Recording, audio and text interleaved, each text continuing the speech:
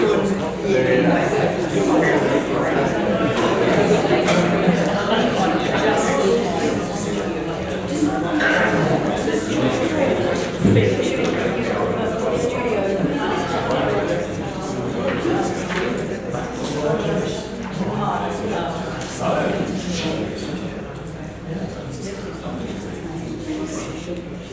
koutou katoa. No mai, hai mai ki whāngai takiwā. Welcome to our council meeting today, being Tuesday, the 8th of December. A very warm welcome to all of our councillors. We've got a full house, which is fantastic. And an especially warm welcome to our submitters who are here to be heard today, and to our staff who are in the room, who have worked incredibly hard to get us to this point. So today, of course, is a step in the process for the amendment to our Campaign Public Places bylaw.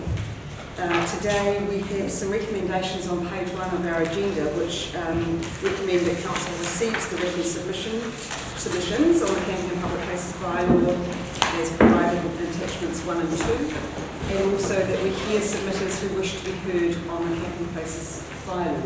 Can I have somebody move those recommendations? Councillor Innes is moving and Councillor Popperella is seconding. I will put that motion. Those in favour, aye. Against, carried. That allows us to go to the next steps. Councillors, you will have all received your copies of the submissions in both print and electronic versions, and I'm sure that you have found them a good process to go through to hear the voice of our community. And today is the opportunity for submitters who wished to be heard to speak to their submissions. For the submitters, I will assure you that all of the councillors will have read your submission, so it won't be necessary for you to reread it. It's for you to speak to it, and we can then ask questions of clarification of you. The submitters will be given 5 minutes each to speak, and then the time, as I say, for councillors to ask questions for clarification. All of the submissions have equal weighting. If a submitter chose not to speak to their submission, we have the same attention paid to those submissions as if they had heard them. So that's it's a very important point to note. No decisions will be made, of course, at today's hearings, but we will be having a council briefing which is open to the public. That is to be held at 10:30 on the 9th of February 2021. It seems bizarre to be speaking about next year already. But we will be having that briefing to deliberate on the submissions on the 9th of February. And again, that's not a decision-making forum. The decision-making will occur at the council meeting on Tuesday, the 16th of February 2021. That is a slightly different date to that we've got in our diaries, but it will be distributed. And again, that's an open public meeting, and we encourage people to come to that decision-making formal deliberations meeting on 16th February 2021. By inference, any changes to the bylaw will not take effect until the summer of 2022. I need to make that quite clear. Well, summer of 2021, but moving into 2022. I think that's an important aspect for us all to know, is that some of the proposed changes that we're making cannot come into force until next summer. But we are looking at the amending our bylaw, and we have walked the process forward as you've read in your documentation. I think that's enough housekeeping. So I'm going to go through. We'll be hearing submitters in the order that they have arrived. And for those of you who can't see, the whiteboard is being populated as people arrive. So you'll see that our first submitter who arrived this morning is Ian Ferguson. And Ian's submission is in volume 1, page 141. So Ian, I invite you to come forward to volume Where to? Volume 1, page 141, 142 is it what you said? Please come forward, Ian. Very nice to have you in the chamber. And as I say, we have read your submission, so we're very happy for you to speak to it. And we do have a 5-minute time limit on each of the presenters. Well, I represent my wife and I, and also all those families that come to the northern end of the beach to enjoy the day and keep the kids away from the main road, which is a lot of traffic around. I'm retired. I live right behind the dock reserve on the Cosman Road. Basically, it's my neighbour, as well as all those people that come and enjoy their time here. You're probably familiar with the spot. You've got a huge photo in the foyer out there of right on that, in front of that spot with a kid playing in the creek. So much good stuff happens there. Dozens of day trippers can cram into the parking and enjoy a day at the beach. Big family gatherings with gazebos, barbecues, picnics, and dozens of kids. Surfers, fishermen, mussel gatherers, swimmers, old people, young people, they all come to have a good time. And I'm lucky to be able to be right there and enjoy watching them all. I really love it. I join them, I surf, I fish, I have my grandkids every school holidays, and I love living there. And this is my grandkids' favourite spot in the whole world. However, there are no signs in the area, and for some people that means no rules. It's a free-for-all. It means any time, day or night, you can light fires on the grassy area or on the beach, or most commonly right on the walkway where everyone walks down to the beach. Often we have to put out the fires, clean up the rubbish and pull the hockey embers out of the sand. Any wood on our properties can be fair game as well for those fires. Even our neighbours' wooden gate got burnt one day. It also means free camping, so get in quick during the holidays and get your spot. Spread out with your awnings and your wife's car so people can't ruin your parking by parking too closely or walking through your area. 7 or 8 campers and caravans parked up means there's no other room for parking. Best trick is to leave your camper there all day and go off in your car and come back at the end of the day and you've still got your camping spot. It also means you can bring your dogs, as campgrounds ban them, and there's no rules there. Seems to be no rules. Some people do the right thing and have leashes, others let their dogs run freely all day. I've often seen the tiny little doctorals that are there at the moment. They're the endangered New Zealand doctorals. They're about that small. I've never seen one grow any bigger than that. They all disappear before then because of obviously predators and dogs. I also accept that when you got to go, it's 200 metres to the toilets over the other way, and some people go and just pee in the bush. But it has actually killed some trees. It's so well used that they have died. But it still beats peeing in the open, which often happens as well. I even saw one woman, thinking no one was seeing her as she's facing away from the beach, but she's looking straight at my house. And she dropped her pants, still standing, peed straight towards us. Amazing to see that. Should have been on YouTube. Anyway, wow, it's also a gravel road with no speed signs, skidding and sliding all over the narrow road. It's a bad boy's dream. Our road is very short and can be very busy, but boy, it has lots of cars skidding off the road and into the ditch. Last week I had to stop kids smashing a car that had dropped over the side down through the trees. So, and I called the police to let them know it was there, had been trashed as well by others. He said to me, "Is there anyone with a tractor around here?" And I said, "Yep, I've got a tractor." He said, "Can you pull him out for if he's trying to he wants to get his power out?" I said, "No, he's not going to learn his lesson, is he? If I do it all for him." So he said, "Fair enough." But I do worry when my grandkids cross the road. Even all those trampers that walk from the track from the top of the north down the south, right down the south, they're there every day, walking down there, and they get tired and weary, and they come across one of these kids hooning up the road, skidding and cutting corners. One day, sooner or later there will be a tragedy on that road.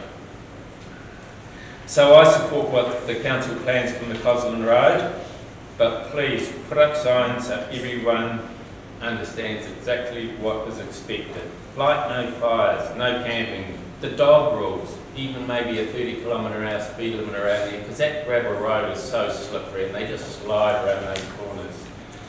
Even if you're really feeling good, 300 metres of field road just to go past the reserve there would be fantastic.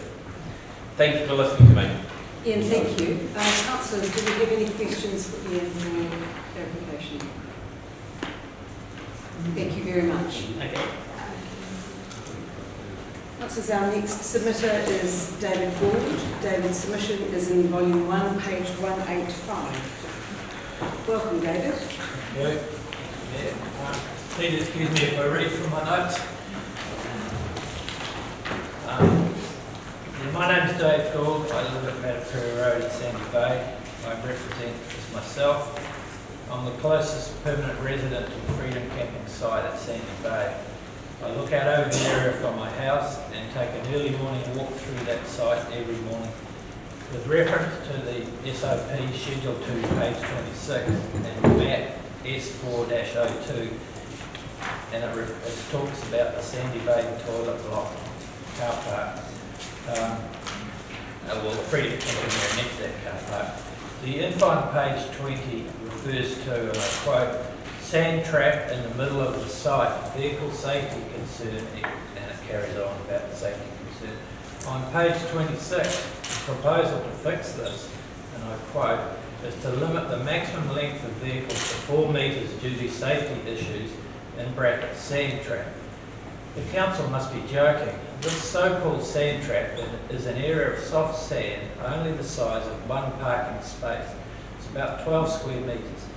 It seems absolute nonsense that the council would consider restricting the size of vehicles in preference to removing the sand trap.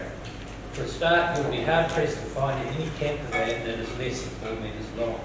So the proposal effectively eliminates that area for freedom camping. The sand trap could easily be removed by digging out the sand and replacing it with some roading metal. The work does not need to be a big, complicated fix. Literally, a couple of workers with shovels, a wheelbarrow and some meat on the back of their truck would fix it. I would now like to offer you the following scenario. I have seen small kids play with their toys in the sand pit in the middle of the car park. The car park's full of vehicles, except for the gap where the sand pit is. A small child is playing in the sand pit. The vehicle arrives, doesn't notice the sand or the child, backs into the vacant spot and injures the child. Forget the vehicle safety concern. This is a serious human injury hazard concern and must be eliminated. The council has allocated this area for freedom campers and smack bang in the middle of the area is a sand pit. It is a disgrace and should have been tidied up years ago. Please fix it as soon as possible. Thank you. Thank you, Dave. Councillors, any questions for Dave? Thank you very much for your submission today and for bringing it to our attention. Councillors, our next submitter is Lou Hart, who's speaking on behalf of John Green. The submission is volume... I had another one to speak to. Oh, I beg your pardon. Is that now or some other time? It's on your page 188. Are you speaking for Louise? No, No? myself. Yeah, 188. 188. My submission was Microphone you are. number 48 on your page I 188. do apologise that we didn't spot that you've got two. By all means. Go for it. I've already introduced myself. Now read the proposed amendments to the Freedom Camping Act bylaw 2017. Yeah, the council asks, should the council impose seasonal restrictions on freedom camping at all, some or none of the proposed key destination features? I don't think the council should impose seasonal restrictions on freedom camping at all. I've already told you I live at Matapuri Road at Sandy Bay and I look out over the sites. I've been monitoring the site at Sandy Bay for years. I'm very much in touch with the daily operation of the site. At Sandy Bay, I do not think we need seasonal restrictions. The site is only big enough for about 8 vehicles. Even during the busiest days at our beach, with only 8 spaces allocated to freedom campers, there's plenty of other parking spots available for beach visitors. My next point here is important, and yet I suspect not many people realise, and it's seldom considered. The Sandy Bay site has a one-night stay limit. What I see happening day after day is most overnight campers pack up and have moved by mid-morning, leaving the site mostly available for day visitors to park there. The new arrival freedom campers start arriving mid-afternoon and into the evening. Even though the area is allocated for freedom campers, during the day there are more day visitors than campers parked at the site. For sites like Sandy Bay that have a one-night stay limit, further restrictions are not required. Just do the job of policing the one-night stay rule. The council would also therefore not have to provide overflow sites. The Sandy Bay Freedom Camping site has been working well with very few problems. So why impose further restrictions if they're not required? My footnote is, if the council insists on imposing a peak season ban, please consider a shorter ban period from the proposed 7 weeks. 7 weeks is way over the top. Our peak season only lasts from Christmas Day to about the 3rd week in January. So yeah, that's me. Thank you. Thank you, David, for your Councillor Martin.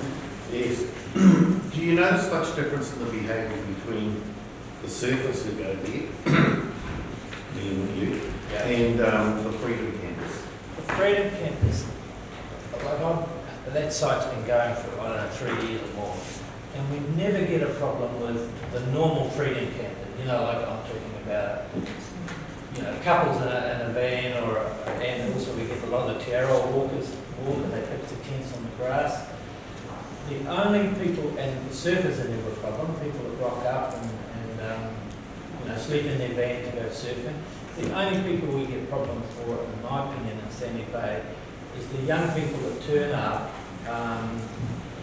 with a lot of booze in their car and party up on the beach and maybe light a fire and the freedom campers get blamed for this often. It's not the freedom camper that causes the problem. Just last weekend we had some young guys turn up and actually got parked in front of Ian's place. And they sat on the bonnets of the car, they leapt into the booth, this is like about 10 o'clock in the morning. They all decided to go for a swim. One of them walked down into the water with a bottle of beer and he when he finished it, threw the bottle of beer and it was floating around. So freedom campers, they never leave rubbish, they never make a noise at night, they're absolutely no problem.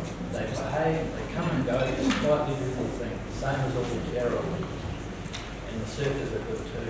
It's only the young people that come out from town and have a little party out, but the freedom campers get the blame for it. It's my opinion. Thanks, Lee. Any other questions for David? Thank you for that local input. Yeah. Yes. So our next submitter is Lou Hart, speaking for John Green, submission volume 2, page 57. Thank you, Lou. Hi, I'm Lou. I'm an old relative, a coach, surf coach out at Ocean Beach. I'm representing the Ocean Beach Citizens Association, Creative Civil Association. And firstly, I'd just like to say thanks for considering the overflow car park.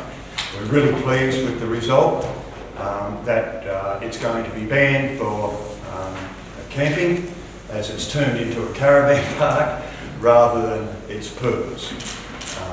So thank you very much for considering that. There's just a little bit of an area that has been overlooked, and I tried to send a photo of that in. I'm not very good with computers, so I sent it on an email. It's just a little triangle outside Rupert's fence that is public land, but people have been camping, and you'll see that.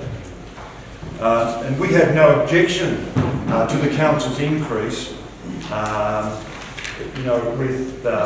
with the area, and we'd like to make Ocean Beach a really nice place to camp.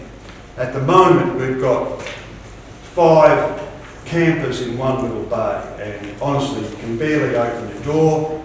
So we would like to ask the council to maybe put them in separate spots around the car park and give them a little bit more pleasure of camping there. Don't increase the number, not yet. Let's see how they go with us being amicable and willing to look at their pleasure. Also, being so close, we've got problems with fires. If there's a fire, we've got camper vans all very close together. It's a little bit of a risk. Our big concern, as you know, last year is our toilets stopped. We ran out of water. Our bore couldn't be bound. We bound the bore and it broken. The pipe had broken, so we mucked in and cleaned up. But look, we have an issue with water out there. Our creek runs through my property before it goes to the car park, and even now it's pretty dry. So an increase in number is not going to work until we look at this infrastructure. Fresh drinking water? Absolutely. Wow. I don't know what you're going to do about it, because the water that's coming out of the shower for the guys is pretty ordinary. Like, it stains the stainless steel backing in the shower. I try and tell people, but they want to get the sand off, and so they don't really heed to it. We'd like to have a no camping sign erected as soon as possible on the overflow, the entrance to the overflow car park. I hear you said that it wasn't going to change the bylaw until 2022, so we'll have issues again this year with lots and lots of caravans in there, horse floats, you name it, they'll be there. We'd like it up as soon as possible. I'd also like the council to look towards something out there. I know we haven't got a lot of money, but to be able to have a dock-controlled camping area, perhaps, at Karakura, near the tennis courts, seems to be a nice flat area. We don't want to knock these people back, but without the farmers contributing their effort, maybe offering land and stuff for people to camp in, we're pretty stuck. We don't have a lot of area for them. So maybe in the future, look at investing in, I don't know how you do it, but investing in some land that maybe we can govern a little bit, control. So really, that's all from me. Yeah, but thanks very much. It's going well. It's going well. Thank you, Lou. Councillors, any questions for Lou? Thank you again for the submission. Councillors, our next submitter is Melissa Arsenault, who is speaking for Logan Carter's submission, volume 1, page 282. Volume 2.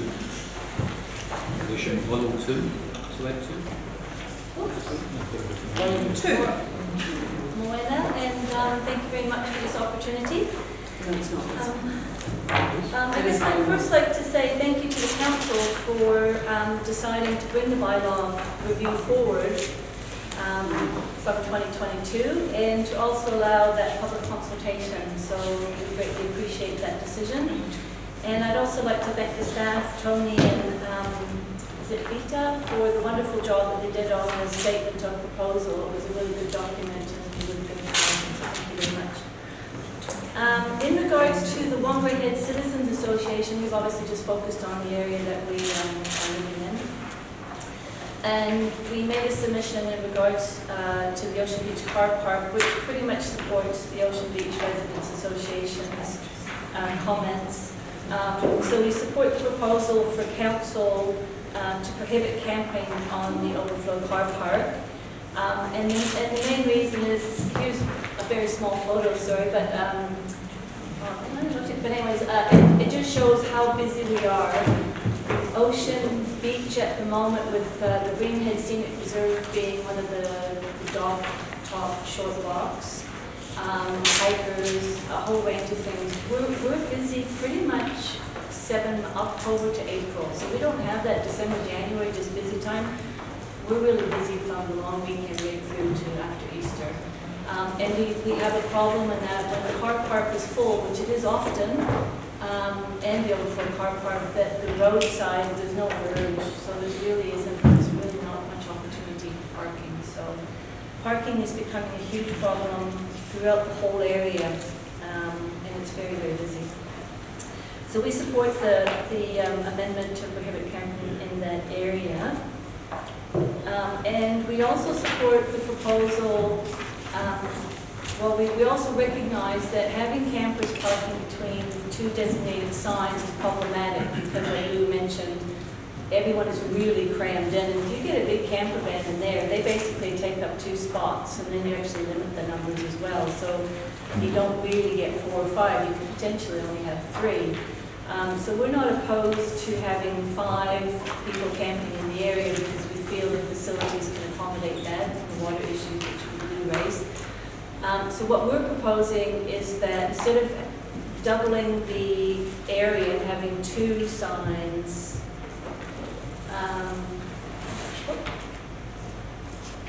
sorry, there we go.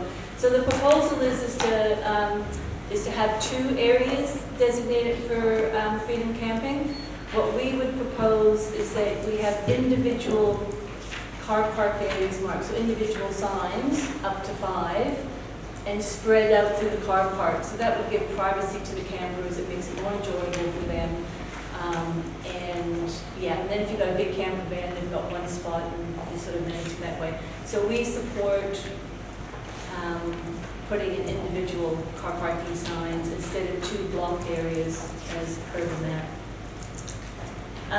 In regards to and I just want, this is a picture of Ocean Beach, so this is just a little snapshot. On the other side, there was also a big row of vehicles, and so we get a lot of, it's supposed to be self-contained, but obviously you get a mixture, and there's a whole issue around that definition of self-contained. Most people there do not have a toilet, and if they did, they don't use it. So, in regards to the Viatahi, which is page 3, reference S310, we appreciate why the recommendation was made, and I'm personally involved in the Tiaroa group. We have a local group that try and support the Tiaroa walkers, and we work very closely with the CEO, Mark Weatherhill. But with Viatahi, we do not support to enable people to tent. You can see the small grass area beside the toilets there. So we don't support that amendment to enable TA walkers to camp there. And the reasons for that is a number of reasons. It's heavily used by day users, by the experiencing marine reserves, schools and families. It's quite a busy little toilet and a little grass. It's the only grass area there is. And the other thing is, how would you monitor who's a TA camper and who isn't? So if someone's pitching up a tent, we have enough trouble with our guard managing freedom camping at the moment. So I think for them to somehow determine who's a TA camper, who's not, and to monitor that, it's just impossible. And that's the car park there at Viatahi. The one thing I wanted to do was with Tirakura. At the moment, it's actually not on the schedule, and I think we need to have it on the schedule because currently there is a sign there that says no tenting, but we do have people who are self-contained and non-self-contained staying there, and basically, if you can see the verge there, it's not very big, but if you get a camper van in there for 3 nights, it takes up 1/3 of the car parking area, and it prohibits people from parking there using the beach, and that's a very popular beach. And also across the road, there actually is an area for people to camp that's on private land. So we think we just need to include that in Schedule 1, which is in our things. I think the other thing we'd just like to ask... Just conscious time is up. Okay, sorry, I'll just read one more second. The other thing we agree with is we need to look at alternative camping options, and I know this is outside the bylaw, but we'd just like to propose that for the TA walkers, and in general, we would like to suggest that we have a meeting with DOC, Discover Lumberheads, yourselves, NRC, and the citizens associations to look at short and long-term solutions for supporting the TA walkers and also long-term for camping. Thank you, Melissa. Questions, councillors? Councillor Cooper. Thank you, Melissa. You mentioned the TA walkers, and apart from the fact that they look really tired and they're carrying a whole lot of stuff, is there any way that you're saying there's no way of differentiating or identifying them? Is that right? They're not they Well, don't carry a I think if you registration? pitch up a tent and you're tenting, how would you know if they're a TA walker or not? And the other thing is that we had 1,300 TA walkers come through last year. And I think we need to look at, try and find solutions. It could be on private land, it could be some other scenarios, but I think if we have 20 tents pitched up around They that carry toilet- no official ID or they're registered on the trail or anything like that? Oh, some of them can have a badge, and you can, if you look inside the tent, you might see the big backpack, but I just think if you have a tent there, and then I guess in terms of general public, if I was a Kiwi down, lived in Whangarei, and I'd say, well, how can they get to pitch up a tent and I can't? I think when you start giving rights to particular groups, you're going to run into problems. I was just wondering if it was if they had an official registration, but apparently they don't. Yeah, and then how do you monitor that, but Thank you, Councillor Cooper. Councillor Innes. Thank you, Your Worship. Mel, the TA walkers had been camping basically in the front yards of residents at Reatahi. yeah. It was their request that that area be designated for them. Yeah. So there is a need for an area in there for them, and it's something that requires change to the Reserve Act. So do you see, in terms of getting in and actually developing a strategy, who do you think should be leading that?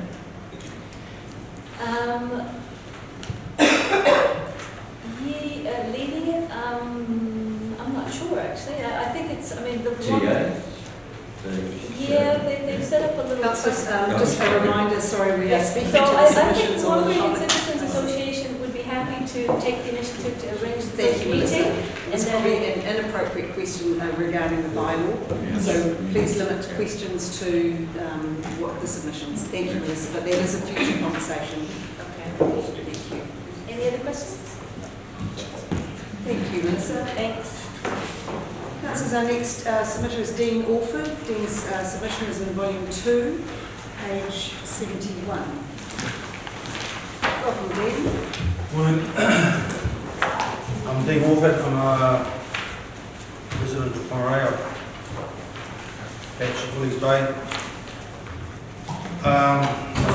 Dean, I'm sorry, before you start, I think you're speaking to your submission, which is Councillors page 75.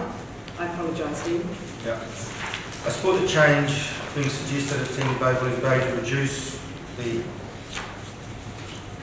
camping at peak periods, mainly to reduce the strain on the toilet facilities. They're not designed for the current loading that's being there at the moment, especially at the peak periods. I think the whole edict from central government is flawed with regarding freedom camping. If I was to go to Auckland to watch a rugby game next week, I would book ahead. There's no accommodation. Might try a different motel. Freedom campers, they just come in mass. If there's no spot here, they just move to the next spot or find a tree and set up camp. Whether there's facilities there or not. There's no way to control those people coming. They just think there's a spot there. We're here today because of poor past decisions, lack of enforcement. It's just not being controlled properly. I think you guys need to, as councillors, need to drive around at 10 o'clock at night, some of the hot spots, and actually see the numbers, the loadings. It's just the whole decision of putting freedom campers where there's a public toilet is flawed as well. not working. Yeah, and I don't agree with council or ratepayers' money being spent on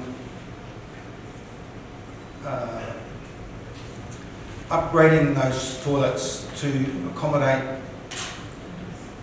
for the freedom camping business. It's not council's core business to be running camping grounds. It's pretty much sort of all I've got to say. Thank you, Dean. Councillors, any questions? Thank you very much. Councillors, our next submitter is Louise Orford. Louise's submission is the same volume, page 71. Welcome, Louise. Thank you. Thank you, Councillor. With regard to the submission on page 71, it was something put in so that I could come here and speak today. I made an exhaustive submission in the last round of consultation on this bylaw. If you want to see all of that detail, just go back to past volumes and you'll be able to see. What I want to talk about now is what's actually happened since you enacted your bylaw. So, okay, let's get the crack. Okay. Before I start, I would like to just say unequivocally, I personally support any ban over the peak period, any sort of increase of restrictions that increases the level of restriction on uncontained freedom camping has my wholehearted support. I'll just say that right up front. What I would like to talk about now is uncontained freedom camping in the district. Now, first of all, congratulations to your comms department. They've done a superb job of portraying freedom camping on the bylaw itself. Look at the imagery there, it's beautiful. You've got a really nice, big, expensive camper. You've got a clean, well-presented couple, sunlight. You know, it's a beautiful image. Man, I've had them out in front of my place too. Only problem is that that's not really what's here. This is the West Car Park of Woolies Bay back in 2017. We used to get a few people coming in, you know, I didn't approve of it, but it wasn't particularly offensive. The consultation began for the last round of consultation began, and I started actually taking a significant interest in what we were getting. A year later, that's what the car park was looking like. Okay, and then a year later again, this is what it was looking like. When you have uncontained freedom campers in your district, this is what you are inviting in. Okay? This is our car park, this is our beach, this is our beautiful home, and this is what we have turned it into. Do I approve? No. Do I think we want to encourage it? No. Do I think banning it over the peak period will help? Absolutely. But I think the fundamental precept of allowing uncontained freedom camping is just wrong. There are some very responsible uncontained freedom campers around, but there's a hell of a lot of them aren't. And as previous speakers have pointed out, you can't, once you open the door to one, you open it to all. Okay, lack of space is no deterrence. They just park anywhere. You have resident campers. This dude, in 22 nights, he stayed 10 of them. Half of them in the supposedly banned car park at the eastern end of the beach. This is what the toilet block sink looks like. You know, people are doing their dishes. There's some cornflakes in there. They leave there. It's charming. It's right next to the toilet. I mean, this is what we're encouraging. And the eastern car park, where it's all you know, this is way back before the bylaw came in. This is the sort of thing that we used to get. People just sleeping underneath the tent, underneath the trees and tents. A year later, after the bylaw was enacted, same thing. You're still continuing to get people coming in and parking there. Okay, what do they leave behind? It's really nice. Great. You know, I really appreciate opening up our beaches for people to leave their sanitary pads in the flex bushes. Sorry, I'm having a okay. Use nappies, toilet paper, their rubbish bags. And, you know, the toilet paper isn't just the eastern end of the beach, which is traditionally where people use the bushes. That's actually the western car park. That's the track over to the beach. That's where all the walking past, like, that's literally in the middle of the day. That's what I saw. Okay, and size is no deterrent to freedom campers. This dude bought a horse float and parked it in the middle of the car park in Metapori. It was just such a good picture, I had to put that one in, it's not related to Boys Bay. So, you know, when you bring in uncontained freedom campers, this is what happens. These are the stats between the difference before and after your bylaw. This is the numbers from the Western Car Park, and I have got a copy here that I will be able to leave.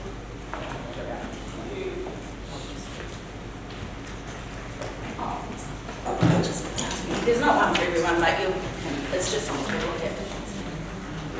And total number of vehicles nearly doubled in the Western Car Park. Well, just to clarify the situation here, what I did was I took this period, same period between 2017 and 2018. I adjusted the days for the days of the week because you get way more people on the weekend to ensure equivalency of the data. You've had the number of camping vehicles nearly doubled. The number of your large campers, you know, your big buggers, reduced down there by about a third back then. It's reduced even more now. The number of non-self-contained vehicles doubled. The number of tents trebled. Actually more than trebled, but I didn't know what it was. And the number of people in the car park basically increased by 2/3. The car park, it's a car park. It's got car park toilets. All of these people in uncontained vehicles, they're brushing their teeth at the sink. They're washing their dishes in the sink. They're doing their laundry. You know, I go down there for a walk in the evening. You never know what you're going to see. Thank you. And stats for the Eastern Car Park at the end did have a marked improvement. We've got a vast reduction in the number of actual camping vehicles. Main point to note there is once you were camping there, all uncontained. I'm sorry, uncontained campers are basically, they are not a benefit to our community. The people that are coming in are in small, little weak, they're sleeping in cars. You can't camp in your car. You can sleep in your car. All the rest of the camping has to be done outside for us to enjoy. Louise, Thank you very much. Thank you for the opportunity. That's a movie. Oh, sorry. There are quite a few local people who are Airbnb their houses and then freedom camping at Whanahuru Bay and Sandy Bay. What's your thought about that, about local people actually freedom camping in our own area?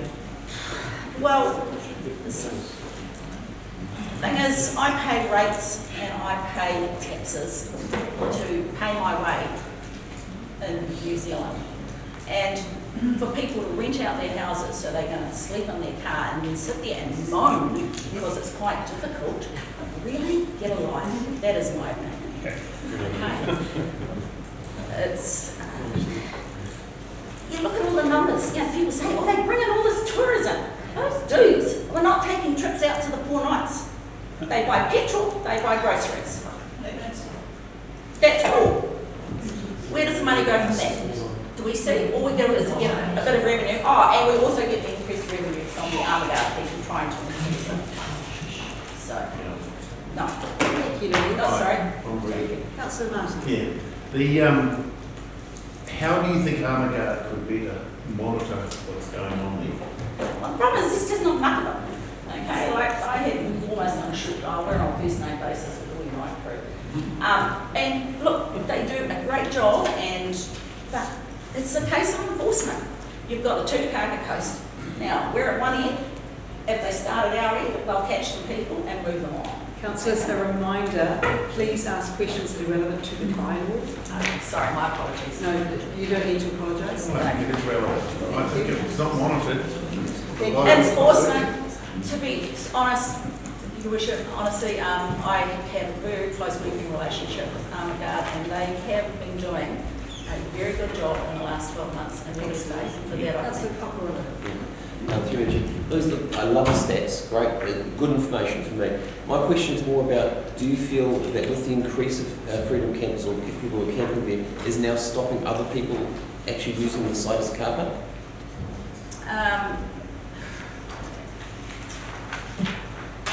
To a certain extent, my main reservations are about the environmental impact and the general unsavoury and unhygienic practice that we are encouraging. I can't speak for other car parks, I'm only talking about my little patch of the bay, where I have been a very ardent campaigner in terms of trying to ensure that bylaw is enforced. In other areas where you haven't got ardent campaigners making sure that the bylaw is enforced, I can't speak for what's happening here. Okay? Thank you. Further questions? Thank you. Thank you, Rich. Councillors, our next submitter is Jane Hippenberger. Jane's submission is in volume 1, page 218. Volume 2, beg your pardon, volume 2. Morning, everybody.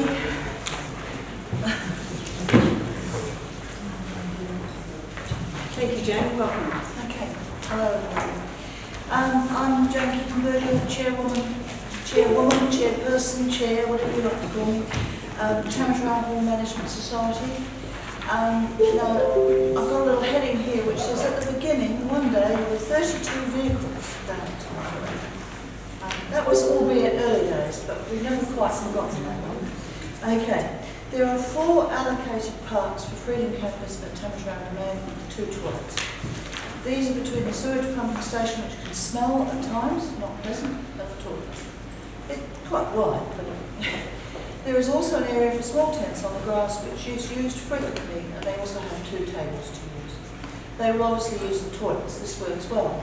There are bollards there to stop parking. Cars still go in on the grass, but must park on the car. Now, I've just gone back to the provisions, the proposed amendments, and I've just got a few points here. So, amendment clause 6A and B, vehicles must park within existing marked parking spaces. Well, at the moment there are no marked parking spaces. There are signs. There are 4 allocated parking spaces. There's only an effective space for 2 real big self-contained vans. I've never seen or heard of any of those parking when they go off onto the beachfront. Even here, there was an occasion when a local stopped a person with a hatchet on the big with the car at the beachfront so he could make a fire. What? It is, of course, attractive to park on the beachfront. The beachfront is not large enough to take freedom campers and leave space for visitors and families. Smaller vans, which may or may not have toilet facilities, park there in the 4 spaces, and many cars go up into the reserve, which is a huge concern for us. There's juicy vans, budget vans down here, which of course can stay at a holiday park or a blue heron, but they stay here and don't have to pay for parking. Now, the work on the car park area and up to the hall is now hopefully to start after 2 years or more of waiting, but not until 2021, April, maybe even October next year. This will also prevent a very muddy mess caused by wet weather parking. There will be bollards placed so that vehicles can only go up so far into the reserve with a removable bollard and for workers in the reserve.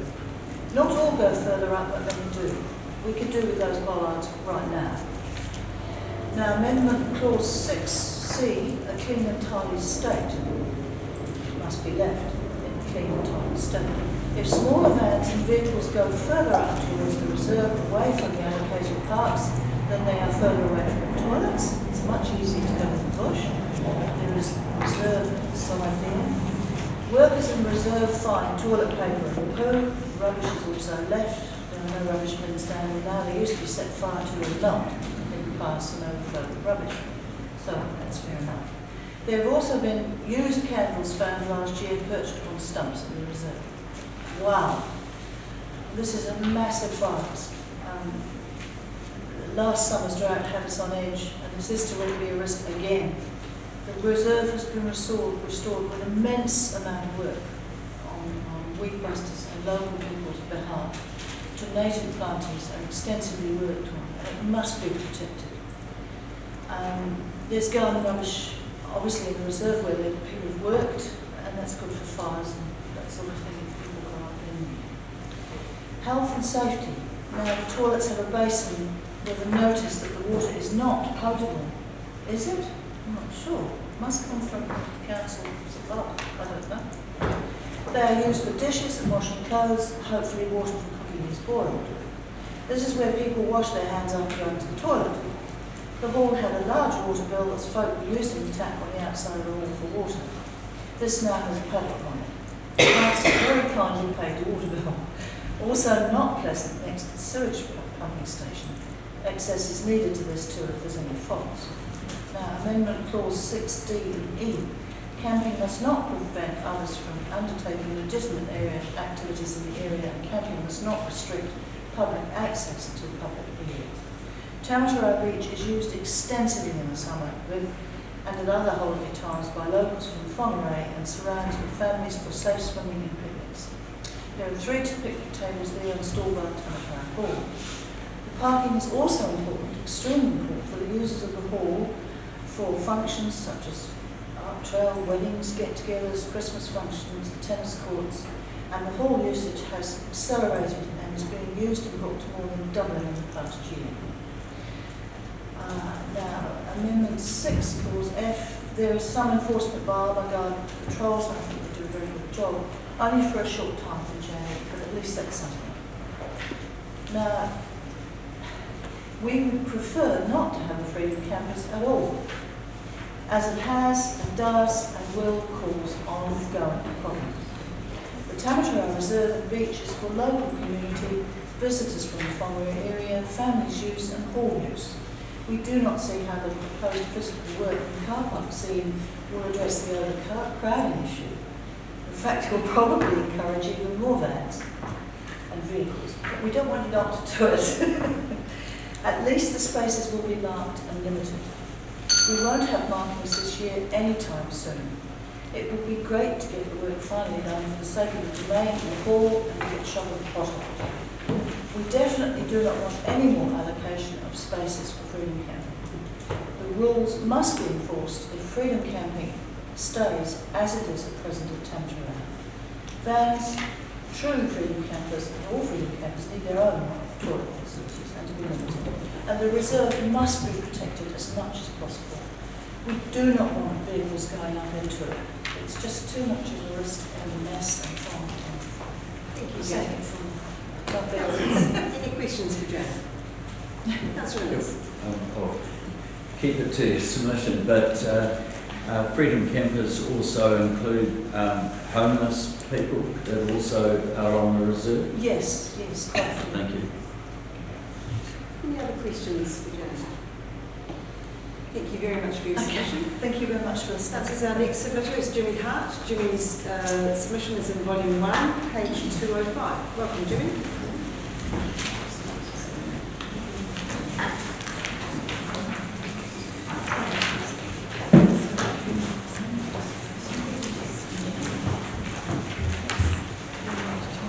Your Worship, Councillors, thank you for this opportunity to speak. My submission, which I trust is all read and memorised by now, was about the legality of the past bylaw and the present proposed bylaw. I call it a freedom camping bylaw, because that's what it actually is. It's not the camping in public places bylaw. You cannot write the freedom camping bylaw from the Public Places Act. You must write the bylaw from the Freedom Camping Act only. One thing that's glaringly obvious in how deceitful the freedom camping bylaws have become in this country is that they have all skewed the English language and altered definitions and coined terms to control vulnerable people and to meet the public perception that all freedom campers are low-life freeloaders who poo everywhere and always leave a mess. That you've had to alter the government's legal definition of what it means to freedom camp to mean something entirely different is one thing. But to create vile terminology to support this alteration makes it even worse. We now have the term non-self-contained, which from an English terminology perspective is to expect something to be something that was never intended to be, but should never be expected to be. If I was to explain my identity to you by using the same analogy, I would have to describe myself as non-youthful, non-Māori, non-heterosexual, and non-female. I know it's silly, isn't it? Imagine if we were to redefine what the word home meant. This word is very dear to us. Our home is our sanctuary, it's our place to rest, it can sometimes be our castle, or to a homeless person, it may be just a tent. Whatever form of abode we call our home, it is our place, our very own place to be away from the interruptions of life. Proper definitions are a well-considered thing. You can't just go around changing the meaning of words to fit an agenda. Yet this is what's happened here. The Freedom Camping Bylaw is now called the Camping in Public Places Bylaw because it suits the purpose of using the Public Places Act rather than the Freedom Camping Act. Certified self-containment has replaced the legal definition, the only definition that you're allowed to use, which is a tent, a caravan, a house truck, or any other vehicle. Certified self-containment is not even mentioned in the Freedom Camping Act, not once. To have this definition left out of a government act means a great deal. Once upon a time, freedom campers all cohabited quite nicely together. Motorhomes parked next to tents, young, old, alternative, scruffy, stuffy. We were all just freedom campers, doing our thing. And it was our right as Kiwis. As I was growing up, as a grubby teenager sprouting out in rural New Zealand, it was considered a rite of passage for a group of us to go out and sleep in a tent. It was a right also for any overseas visitors. People climbed the mountains and walked the trails, pitched tents and slept in vans and cars. It was an allowable pastime all could enjoy.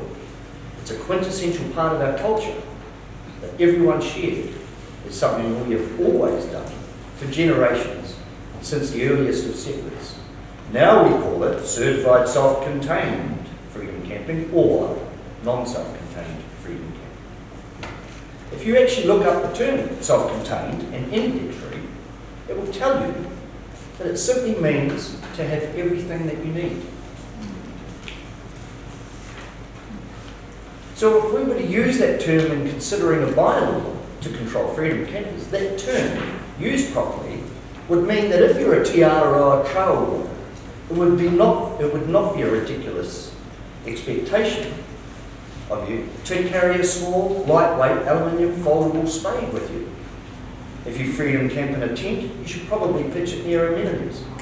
You should also have a rubbish bag as well as a sleeping bag, because that's what the term means. You have everything you need. Instead, self-contained now means a vehicle, and that vehicle is to be held responsible. A vehicle should never be held responsible for anything. And it lets everyone who has a certified self-contained vehicle off the hook. It doesn't mean they're going to be responsible. A sticker does not a responsible person make. If anything, it makes us righteous. That we're better than others because we have a certified self-contained vehicle. And after reading all the submissions, I read every single one last night. It was a term that came up time and time again. If we were to write a new bylaw and remove the word certified from self-containment and put the onus of responsibility back onto the person freedom camping, how would that look? If we were to put the onus of responsibility back onto the council, that to allow freedom campers, which they must, their obligation in creating good social policy when dealing with increased population growth, the council's responsibility, if they are to use the term self-contained properly, when considering a bylaw, would mean that they ought to provide the necessary infrastructure so that the district has everything they need to host visitors, tourists, their own permanent vehicle dwellers, and the unfortunate homeless. If we were to use the term according to the English language, we would have written great social policy around freedom camping by now. I'm going to miss these 2 pages and just get straight to them. Jimmy, time is up. There are others who are speaking to a similar, so to be fair to all submitters, I will enforce the 5-minute time limit. So, councillors, any questions for Jimmy? The obvious one is what's on the next couple of Yes. pages. Thank you for asking that question. Last night and over the weekend I read the Bylaws Act of 1910. Section 17, a bylaw may be deemed invalid if... Isn't it interesting that we're still using an act from 1910, 110 years later? Can I suggest that we get a copy of your final 2 pages? But this is a paragraph that will take a mere 30 seconds, Your Worship. I mean it. That's the last... No, don't waste your 30 seconds. I won't. If any bylaw contains any provisions which are invalid because ultra visa, which is a beautiful word, means acting or done beyond one's legal power or authority, or it is repugnant to the laws of New Zealand or unreasonable for any other cause whatever, the bylaw shall be invalid to the extent of those provisions and any others which cannot be severed therefrom. This bylaw breaches all of those acts. Members of the gallery, I encourage you to applaud like this. Thank you, Jimmy. No further questions for Jimmy? Councillors, our next submitter is Jan Boyes. Jan's submission is in volume 1, page 52. Right, Jan. Thank you, Your Worship. And I liked your outfit yesterday in TV1 News. Very nice.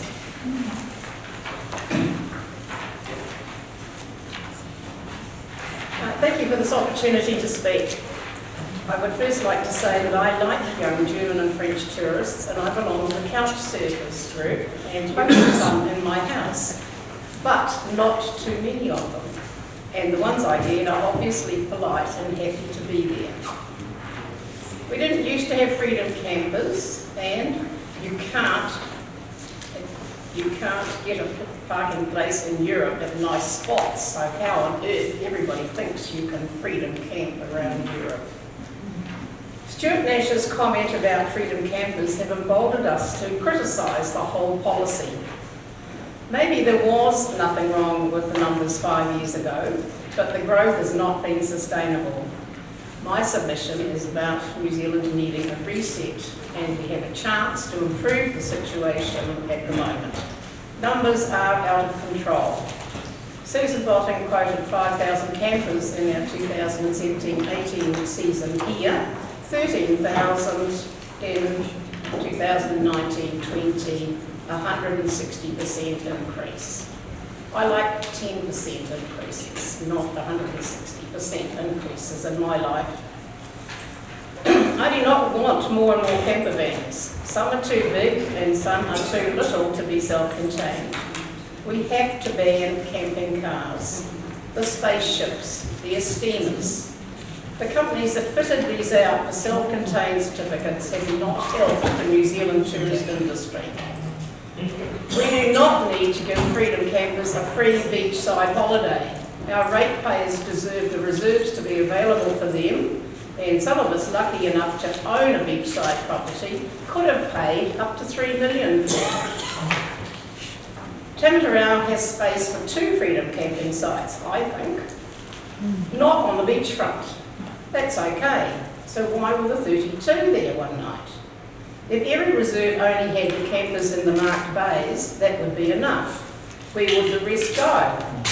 2 NZMCA camps where they have to pay a bit, 2 dock camps where they have to pay a bit, or a car park near a sports field in town. Once again, we don't owe them a free beachside holiday. If every self-contained freedom camper needs to empty its load into a dump station every 3 to 4 days, I'm told. I bet they don't. They use every toilet they can find, or worse. I've seen some complain about having to drive 53 kilometres to a dump station. I would think that there was a NZMCA park they could have stayed at and used that dump station. If we feel freedom camping will be a long-term thing, we have to make rules that are good for the long term. Numbers have to go back to something like the 2017 figures or before. Develop an app for those few nice sites, one night at a time. Charge for them. Send everybody else back to a city car park. Develop these. When I knew I was going to speak to this group and keep getting phone calls from Susan, Some of my homework was to join the Freedom Camping Facebook site and the Buy a Cheap Camper site. I learnt a lot. How to defraud the ticket system. How the ambassadors and other checkers never check the toilet. How cheap camper sales notices hardly use the toilet system as a selling point. It should be the top. Listen to this comment. I've been waiting ages to get my self-containment, and I've had to do it twice already because it wasn't how the tester reckoned it should be. But he's such a jerk-off, it's actually no wonder people don't bother. But I just don't want to get fines, that's all I'm doing it for. Oh, and to be left alone when I'm out and about. The people who check don't even have to come near your vehicle to check if you're self-contained is legit. All they have to do is look at your licence plate number and it'll show. We have to check better. Other comments are things like, people do not like emptying their black water or grey water tanks. That's why they prefer using public toilets. In my big submission, one of my 5 types of freedom campers is the people who travel about doing woofing or fruit picking. They may sleep in their vans quite a bit, not necessarily when they're working, but they don't need the self-contained toilet much. We need the pickers, but we also need the rules. They will just have to buy a more expensive van in the future. Not like this one. For example, great camper van for sale, Toyota Estima, $3,200. My girlfriend and I are selling our amazing van after travelling across New Zealand for 2.5 months. It has a built-in bed for 2 and an awesome kitchen. Note, no mention of self-containment or toilet. I hope you get the message. We have too many freedom camping sites for a reasonable number of campers. We do not want overall numbers to grow. The Whangarei heads, we don't want any more money spent on any more spaces down here, but car parks and villages. And if all campers are self-contained, why do they need an area with toilets? So for the 2020-21 season, please publicise that we love our area and we want you to stay. If you buy local, go to some attractions you have to pay for and enjoy our cafes, etc. And keep to the few sites allocated. No encouragement, no leniency. Punish, fine and publicise the offenders. Thank you, Jen. Thank you for your submission. Councillors, any questions? Thank you very much, Jen. Councillors, our next submitter is coming to us electronically. It's Tom Morton. His submission is on in volume 2, page 29. And you can see him on our screen, hopefully. Sorry, Sharon. Welcome, Tom.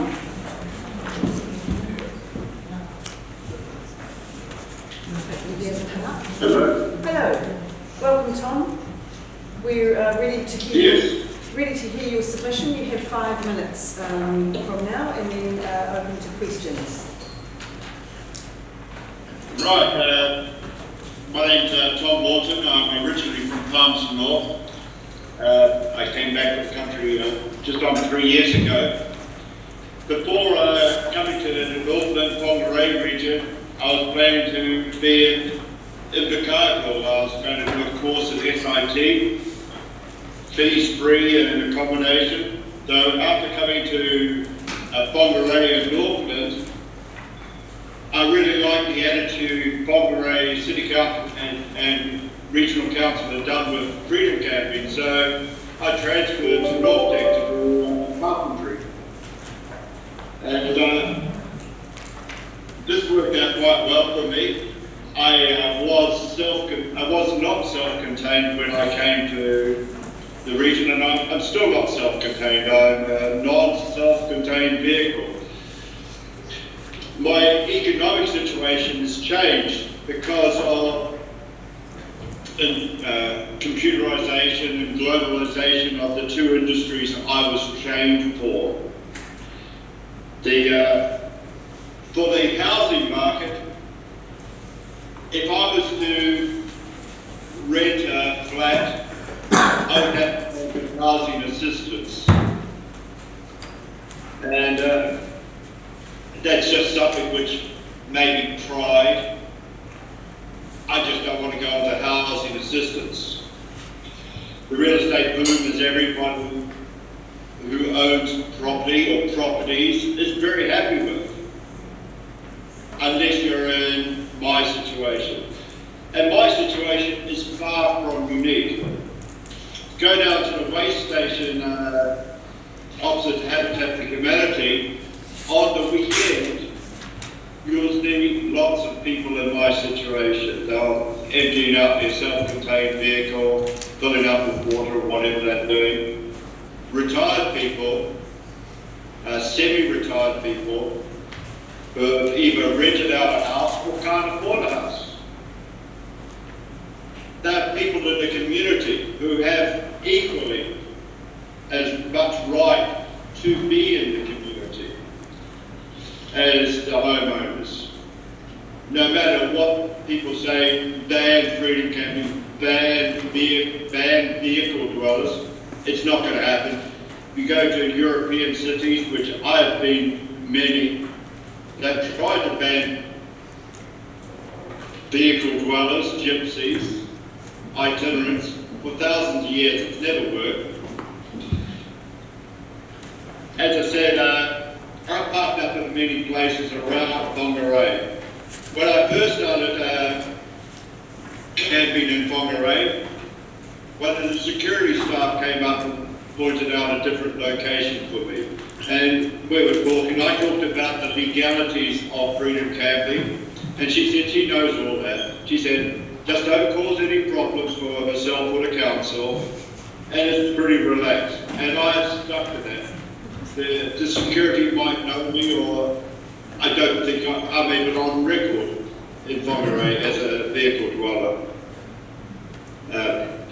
I am on record in Wanganui because the City Council just say, please email if you're going to be dwelling in Wanganui, which I was there a few months back. The places where I've parked generally were A.H. Reid and on the various sites around Whangarei Heads. Also One Tree Point. I house sit often now. I'm house sitting at the moment. And I've even house sat for past city councillors in Whangarei, people you'll know in the community. It is how I get normality into my life and enjoy living. I asked about staying at Poe Island near the Rock and Roll Club. There's a huge car park, it's always empty. They said there was once a rubbish tip there. It shouldn't be used for freedom camping. I don't fully understand why. There's so many places around the area which could be temporary places. Behind the Northport cold stores, there's plenty of room available. It's not going to cause trouble. I don't think freedom campers necessarily should be on the beachfront. Whangarei is beautiful. It's got beautiful beachfront freedom camping. I don't necessarily think it's the place to be. Half a kilometre from the beachfront would be more than suitable. But hey, good enough place, beachfront, fantastic. Tom, that was your 5-minute bell, so thank you very much for presenting to us. Councillors, do you have any questions for Tom? I'm looking around the room, Tom, and no hands going up. Thank you very much for coming in today. Thank you very much for Whangarei. Cheers. Councillors, our next submitter is Lauren Fegan. Lauren's submission is volume 1, page 136. Welcome, Lauren. Good morning, Your Worship, the councillors, Rita Stover, Tony Gordon, the public gallery, and my inspiring vehicle dweller. I am Lauren Fegan. I've been living in a van in New Zealand for about 9 months now. I want to thank my community, my vehicle dwellers, Tom, we just heard from, Tony, and Jimmy, for their knowledgeable and insightful submissions. I stand beside them, they're true and they are valid, and that's why together we are opposing the proposed bylaw. I want to thank you for allowing me this opportunity for my submission and my point of view, because I do believe I have a unique point of view in how this whole thing has come about. And that is the focus of my submission today, is opportunism. My husband and I have always seemed to be in the right place at the right time. I don't know if it's luckily Irish or whatever it has to be, but such a situations were, we were locked down in Fungeray. And that may have posed one way to one person, but we've seen it as an opportunity. I'm a graphic designer and illustrator. My husband is a people person. Ryan is a musician and a bricklayer. And on this premises that we immersed ourselves in the community here. So it's pretty easy to do if you're generally nice people. The Freedom Camping Act 2011, I do not need to remind you, Part 2, Section 12, bylaws must not absolutely prohibit freedom camping. With this proposal, there are 7 additions, totaling in 43 prohibition areas, not even included in the further 25 restrictions, with overflow adding 2, and actually subtracting 5, which makes it pretty damn close to prohibiting a lot of areas throughout this entire region. But a couple that I play, like my main attention to, is in Fungeray town basin itself. That's where we found our hub and where we like to stay. As much as our van is absolutely tiny, we then see Fungeray as our garden. That's where we live, not in our van, but they're outside of it. We spend our weekends a night or two at beaches, Tutukaka, down at White, everywhere around. But during the week, we like to stay in Fungeray. We like to be part of the community and part of what it is here. So the 2, well, mainly is on page 20, reference section 103B, which is Rayburn Lane. That's where we generally find ourselves. The reasons listed on page 75 that prohibit this area is to protect access to the public, and I see that as a nonsense notion. We have only ever received smiles and waves and eggs and fresh bread from people that walk the loop, and the idea that we aren't allowing access to the public is, to me, just obsolete. Clause 12, as listed on page 70, for the temporary prohibition of the likes of the market, where you have now expanded the region of not allowing it twice a year. I'm for that. That's perfect. I love the markets. We actually happily vacate that premises so that we can then go back in the evening and attend their markets. You'll find me every Saturday morning at the Growers Market, at the weekends, last weekend we were at Tutukaka. That's where we live in Fungeray. That's where we find ourselves. You, as a community, would say that you're investing the idea that it's a growing the arts and culture. But that's not true. We are the ones doing it. We are the ones investing in this ideology. And I don't even mean like figurative, I mean literally. My husband was building Hunter Basket, so we're literally building the arts in this community. These jobs are possible because, well, as well, my job's on Lower Dent Street in Savio Cafe, best coffee in town. This is only accessible, and we only have the opportunity to work at the Hunter Basket and on Lower Dent Street because we live in town at the Rayburn Lane. Yes, the jobs would be possible, but with accessibility, with obviously sharing the house or the van and how we come to and fro and lunch and shift work and everything, that's how we had the opportunity to do so. To put it down to numbers, just want to figure this out. I've been hired here since June in Lower Dent Street in Savio Cafe. Since then, my taxable gross earnings, as I was given my pay slip yesterday, was $11,130. I'm proud to say so. With the gender pay gap, you can imagine my husband's income, and he started before me, but 3 weeks before work, his income was at least twice that. My bank account this morning shows $86.29. I'll get paid this afternoon, don't worry. My husband's bank account is $2,527.94. I don't know if one of you want to account for that $30,000 that we've somehow spent since then. I'll wrap this up. It's in Whangarei. This is where we've invested our money in here. We don't save it. Our money doesn't from rent doesn't get saved and just buried somewhere we're going to take home. We're here. I attended 22 fringe events recently, as well as volunteering at them, as well as I actually done a comedy workshop and everything. I could spend money in Sister Golden, in Fat Camel, in Sabu, in the Batch Cafe. Our Batch got a hell of a lot of money yesterday off me because I was sending money home to 10 presents home to Ireland. But this is where our opportunity to work here and live here isn't ours. It's Whangarei's opportunity to have us, and that's where I think it should. Lauren, thank you for your submission. Councillors, any questions for Lauren? Thank you for being our ambassador. I remember you through lockdown. Yes, I had a great opportunity. BBC came and interviewed us, and we were able to say how well we were looked after in Cardiff for a year, and then it continued on. So, thank you. Good. Thanks, Lauren. Cheers. So our next submitter is Suzanne Jolly, submission volume 1, page 268. Welcome, Suzanne. Sue Jolly on the new carpet resolution. What I want to talk about is the appropriate order, in my opinion, inappropriateness of allowing large van freedom campers in the Ruakaka Riverside Reserve.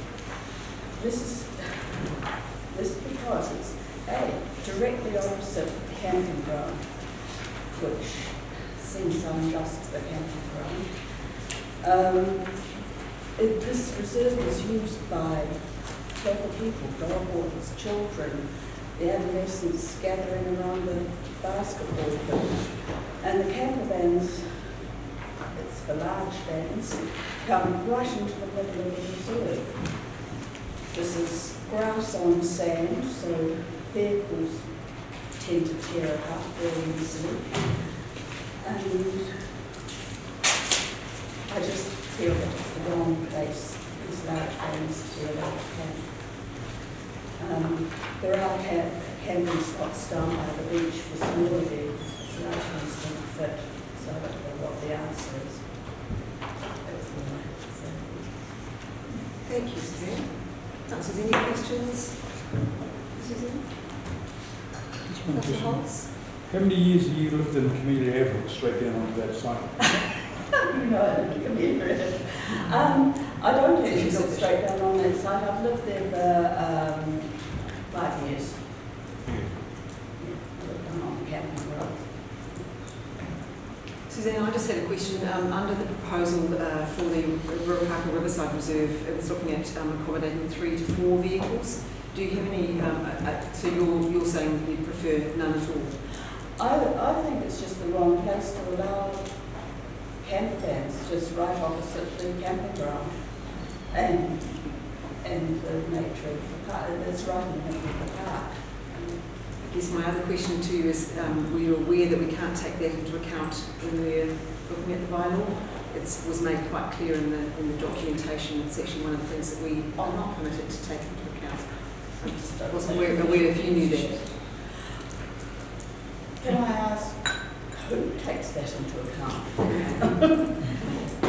We can't take it into account for the bylaw. We can take it into account in our other business. So thank you very much for your submission. Councillors, our next submitter is James Imlach.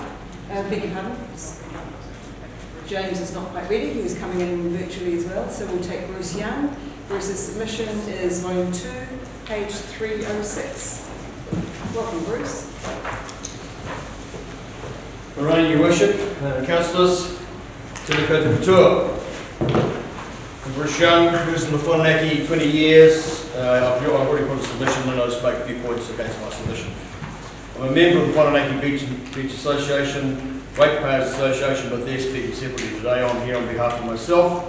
I'm also the Civil Defence Coordinator for Whanaki I've been a resident there for 20 years. The Council is proposing bylaw amendments for seasonal restrictions, but the Council is not proposing prohibited areas of Whanaki in Schedule 1, not proposing restricted areas for self-contained vehicles in Whanaki in Schedule 2, and they're not proposing restricted areas for non-self-contained vehicles in Whanaki in Schedule 3. The Council is proposing restricted areas for all camping in Whanaki North, but Time restraints are not specified, so I'm not sure whether you mean the December to January period for that, not sure.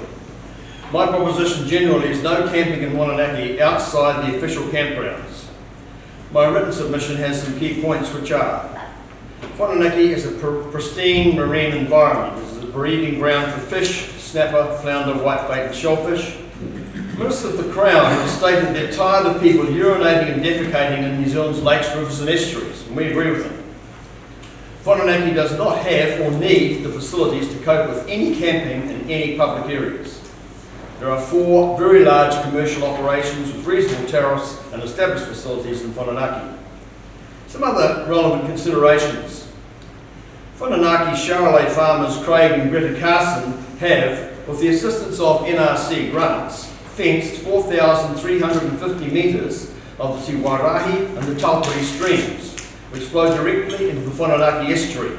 This is done to prevent erosion, reduce the amount of sediment, nutrients and bacteria getting into the estuary, and consequently improve the water quality of the Whanganaki estuary.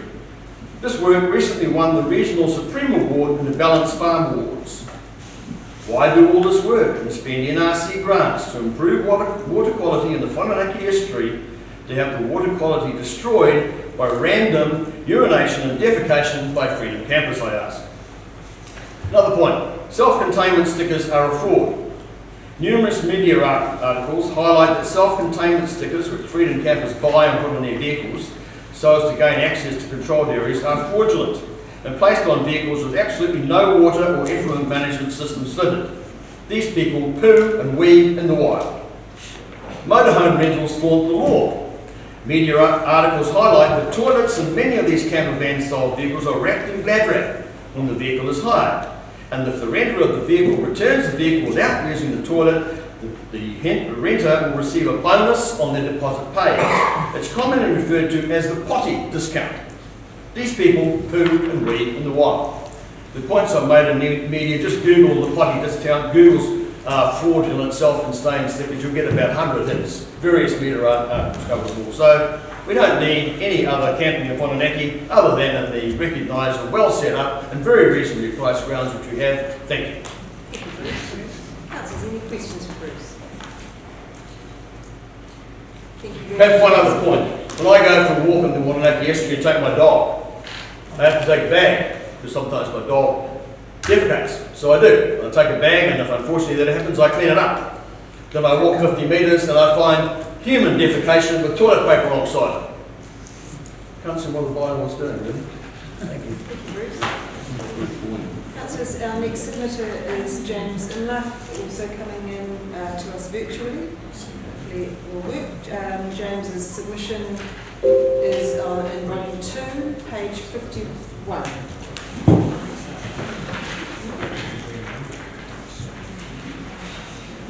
Welcome, James. Hello. Nice to see you. James, we have read your submission and we're welcoming you to speak to us for an allotment of 5 minutes. Over to you. Okay. Thank you very much for the opportunity to speak to our submission online. We do appreciate that. Well, somebody did owe me a vote. Our submission is fairly brief, so I don't need to talk at length about our views on the bylaw.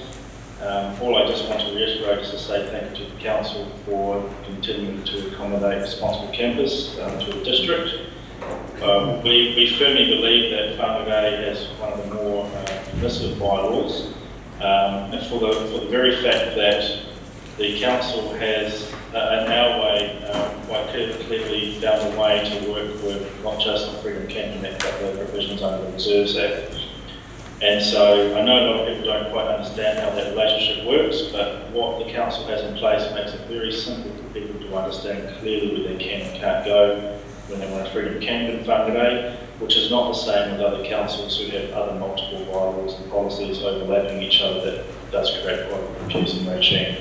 So if anything, we want the council to continue down this track and continue to put in place a framework that makes it easy for people to understand that they can and can't go purely under the Freedom Camping Act bylaw. We also want to encourage the council, if it decides that it wants to look at adding additional sites to the bylaw, to follow its evidence-based approach that it has been following since day one, and that is making sure that any areas that are restricted or prohibited are done strictly in accordance with the Freedom Camping Act, and that issues that aren't relevant to the Freedom Camping Act aren't brought into the equation when we make those decisions.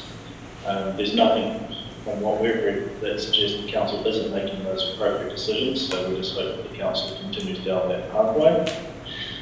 I just wanted to quickly clarify a couple of points that were made in other submissions around the NZMCA's position on freedom camping in Cloudway. First and foremost, the NZMCA doesn't have, as some suggest, any sort of hidden agenda that we're trying to make freedom camping only available for our members and certified self-contained vehicles. We have no issue with any local authority, including Whangarei, if it wants to adopt a bylaw that allows freedom camping in other modes, people camping in tents with vanished camping tents, for example. If the council feels obliged to do that or wants to go down that pathway, we're not going to oppose it.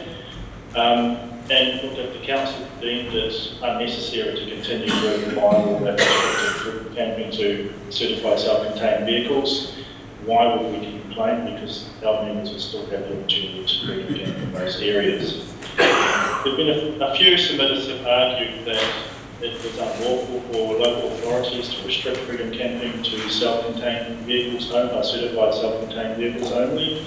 From all the advice that we've received, and the advice that other local authorities received, and also the advice that's been put out by other government departments, there is, in our view, nothing to stop the council from restricting freedom camping to those types of vehicles, reasons to do so. So we don't think the council should feel that it's in a position where it can't make a bylaw that restricts freedom camping to certain vehicle types. We certainly believe that it can, if it follows that section of the process clearly. That's all I had to say. I'm happy to take any questions. Thank you, James. Councillors, any questions for James? You're off the hook, James. Thank you very much for your submission. And thanks to our support teams for making that seamless. That's excellent. Councillors, our next submitter is, now, where am I at? Bruce Barron. Bruce's submission, volume 1, page 22. Welcome, Bruce.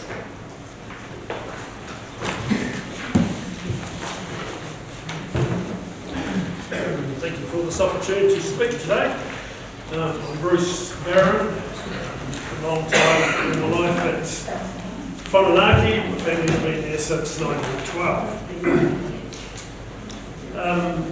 Mototara Farm is my business, and usually I have a campground after that, but I'm not need to mention that, so I won't mention that.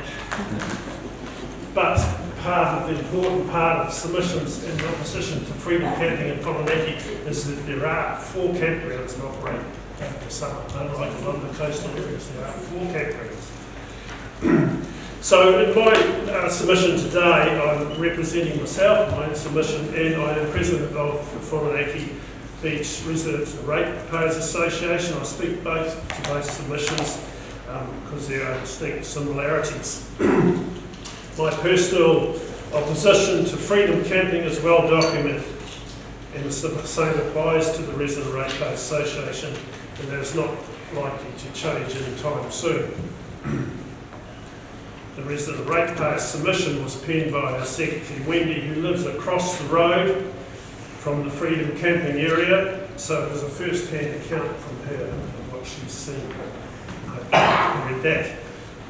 For once was an area of open grass, reserve of high amenity value, available to everyone, has become an eyesore. Hand on heart, no one in this room today could honestly say if they lived across the road from that, they would be okay with it.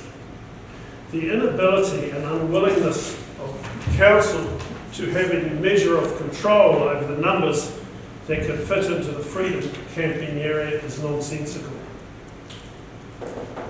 In my submission, I used a simple but pertinent analogy.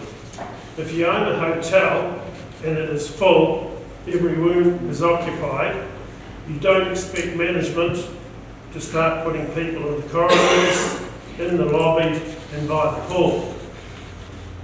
I put it to this council that every space in the Whananaki Hotel is occupied over the peak season, and yet this council fails to recognise this and seeks to add even more people by the promotion of freedom camping and thereby putting pressure on facilities and amenities in Whananaki.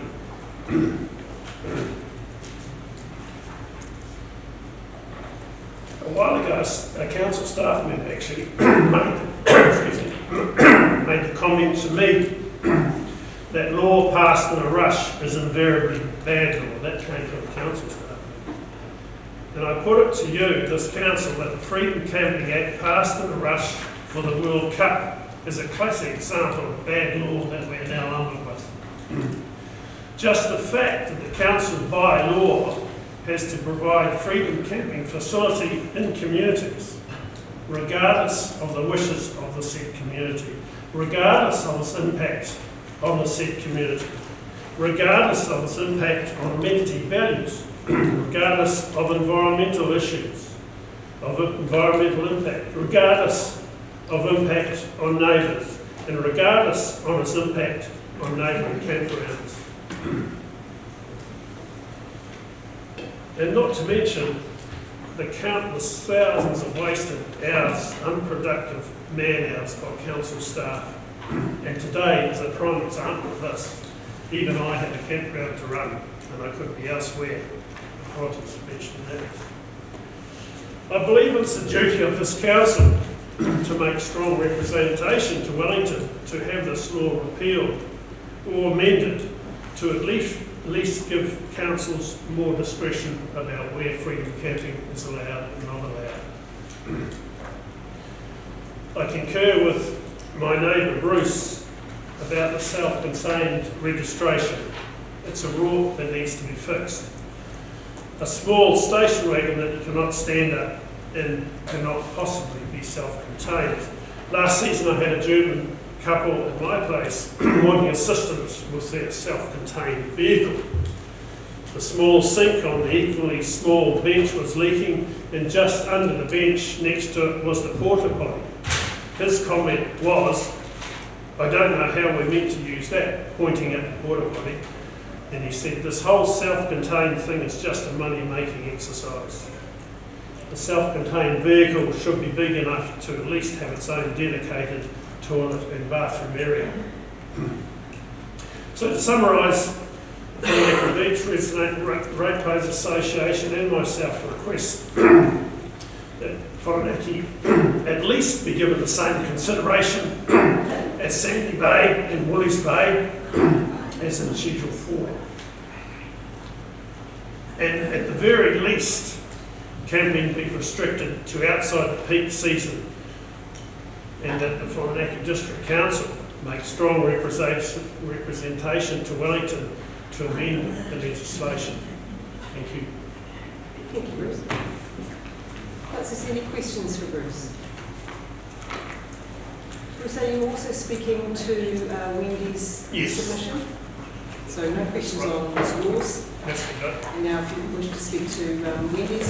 No, I've done that as well. You've done that already? That's all Okay. right. Yes. Wendy's submission was on in volume 2, page 279. Just in case there were any questions on that one. No questions? Thank you very much, Bruce. Councillors, our next submitter is Evelyn Johnson. Evelyn's submission is volume 1, page 265. Welcome, Evelyn. Morning, Council.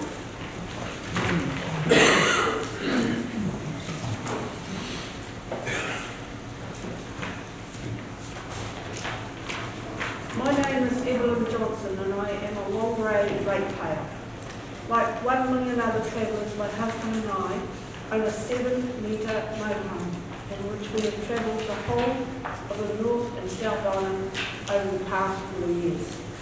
Unlike people travelling in cars, we are fully self-contained. The really good thing about using our motorhome is it is fully self-contained, and as we get older, we need more frequent stops. If we are travelling in a car, I would have used the unofficial pit stop on far more occasions, especially many toilets are closed at night. I think all travellers, cars, trucks, campers, need to be self-contained. Think of the money council can save. No more toilets to worry about. As a Wongaray ratepayer, the biggest problem we have is getting into and finding a parking space. There are no provisions for large camper vans, and if we do find one, we often find they're occupied by cars. 99% of car parks are designed for cars, especially, except for the disability park. What you need to know on the proposed amendment to camping and public places bylaw and proposed amendment to the public places bylaw. The reason for the restrictions is the perceived idea that campers use the area as a toilet. The only time we have seen this is when a toilet has not been provided or it's blocked. One place we had, it hadn't been serviced in a dock campsite for 2 months. How many people use a walking track or cycleway and use the side of the track? Close the tracks. How many day trippers camp to the beach? Do they have to provide a self-contained toilet? What a mess these day trippers leave. Do you ban all cars on the road because they crash? No. Are there any areas which should be added to the prohibited areas? Yes. Since 2017, freedom camping in Wongaray District has doubled. Surely this information tells you we need more, not less places for travellers when visiting town for local festivals, events, holidays, visiting local family and locals. A really good place would be Paui Island, to provide a Kiwi camp station, which I believe is on council land but privately run. Add waste recycling stations, waterfront. This would bring revenue to Wongaray. Parking needs to be close to Wongaray, not miles out of town. It just puts travellers off staying, and yes, other travellers like myself do spend large amounts when travelling.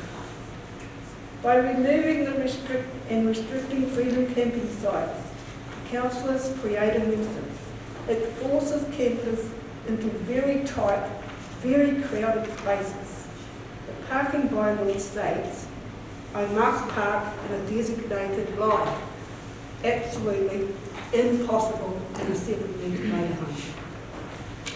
No council should not impose seasonal restrictions on freedom camping.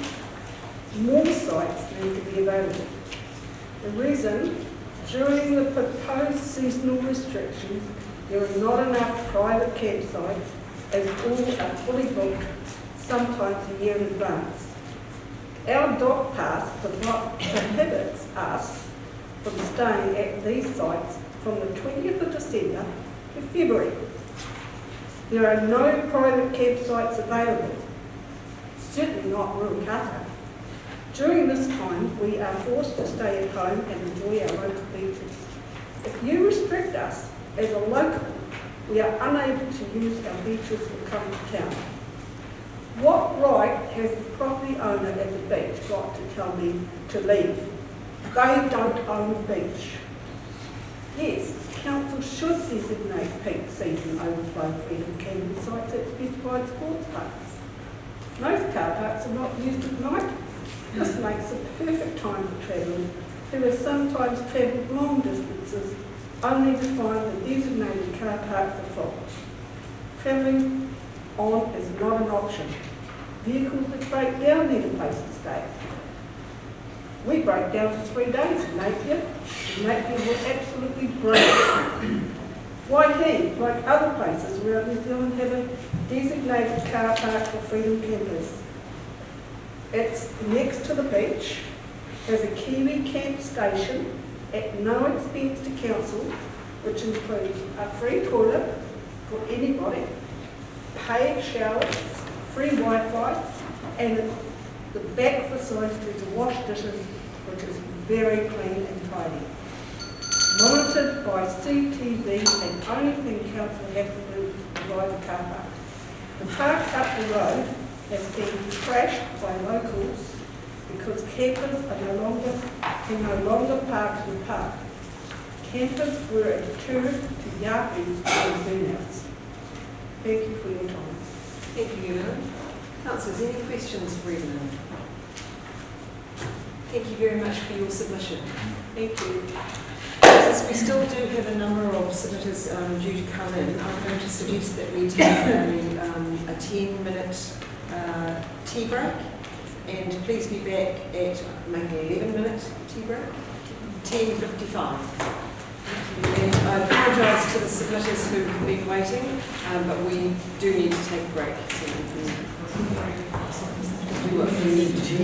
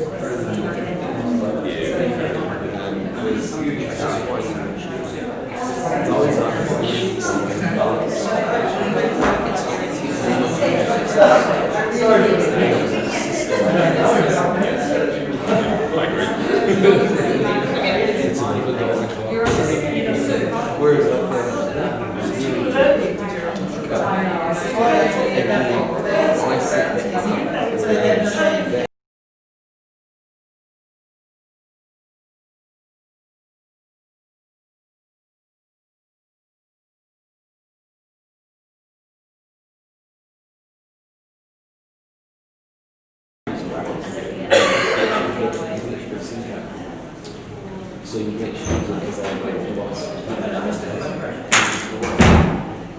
Yeah, so that helps them be involved. It's right entry.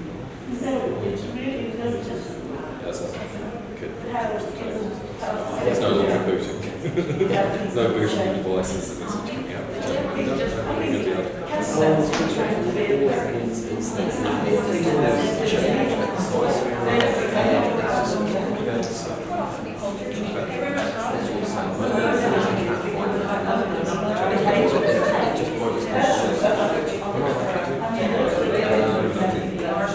Pretty easy to open.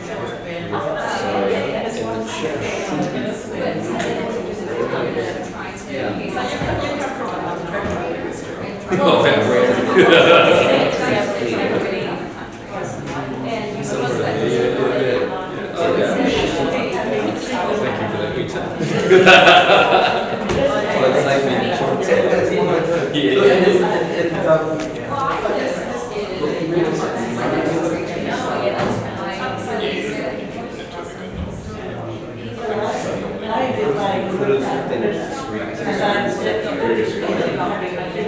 even those ones, the biggest problem I've seen with those ones is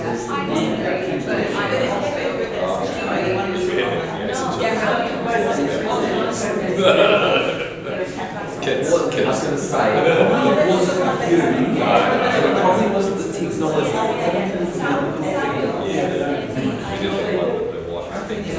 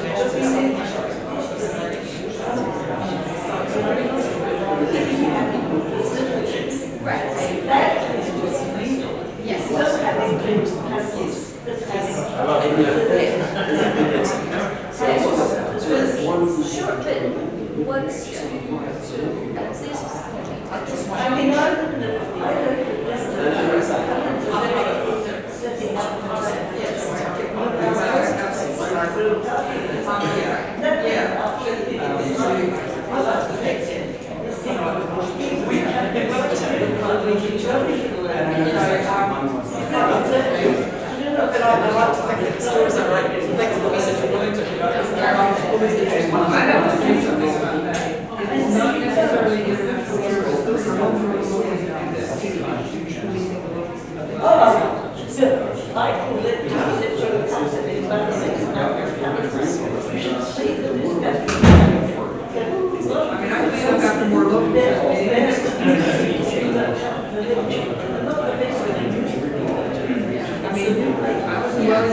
This weekend, and we were doing donuts on the beach until 3 in the morning. And they had trash on the beach, and they had bonfires, and there were locals that were camping on the beach.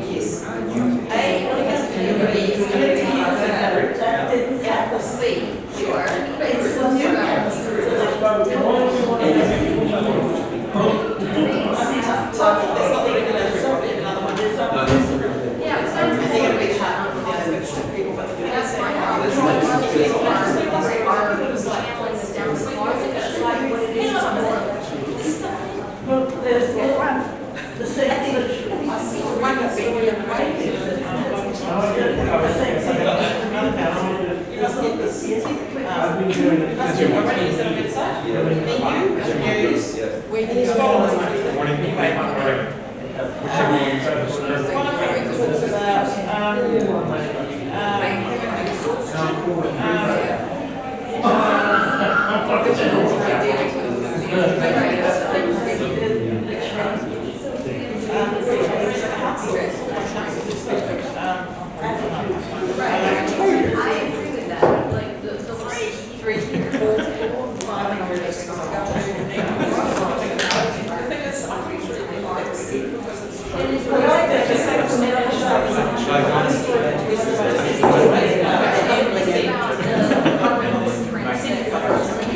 Councillors, if you could take your seats, please.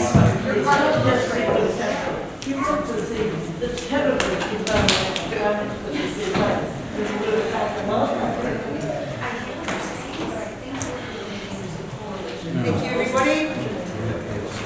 Councillors, our next submitter is Jeff Sharples. Jeff's submission is in volume 2, page 331. And I know Margaret can't hear me, so maybe someone could tap me on the shoulder.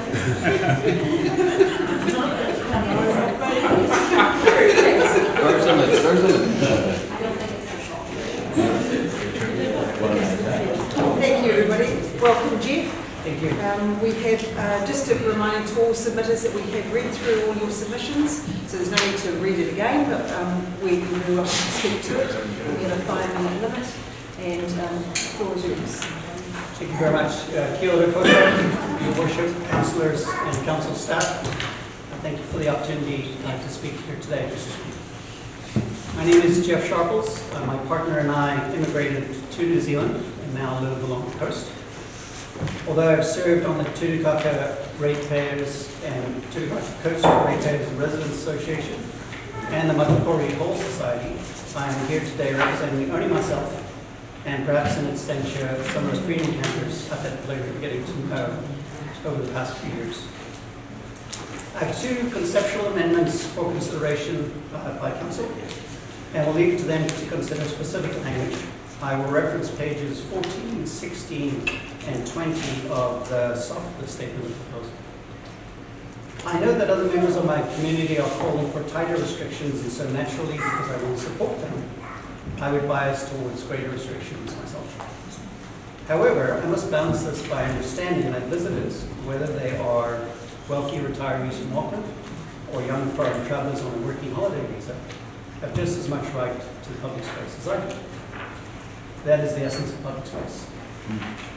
In our efforts to preserve the coast, we must guard against preferring one group to another based on either conscious or unconscious bias. A Toyota Hiace parked at the beach with a self-contained sticker on it takes up no more space than a Toyota Hilux parked at the beach with a surfboard on it. It is largely about the person in the vehicle and how they conduct themselves and how they use the space. For example, last year about this time, a local company was having what appeared to be the end-of-year party on the local beach. They played loud music as they grilled over a half-barrel wood barbecue, and at the end they dumped a barrel of dying wood embers into the shells, and then loaded the empty barbecue into the ute emblazoned with the company name.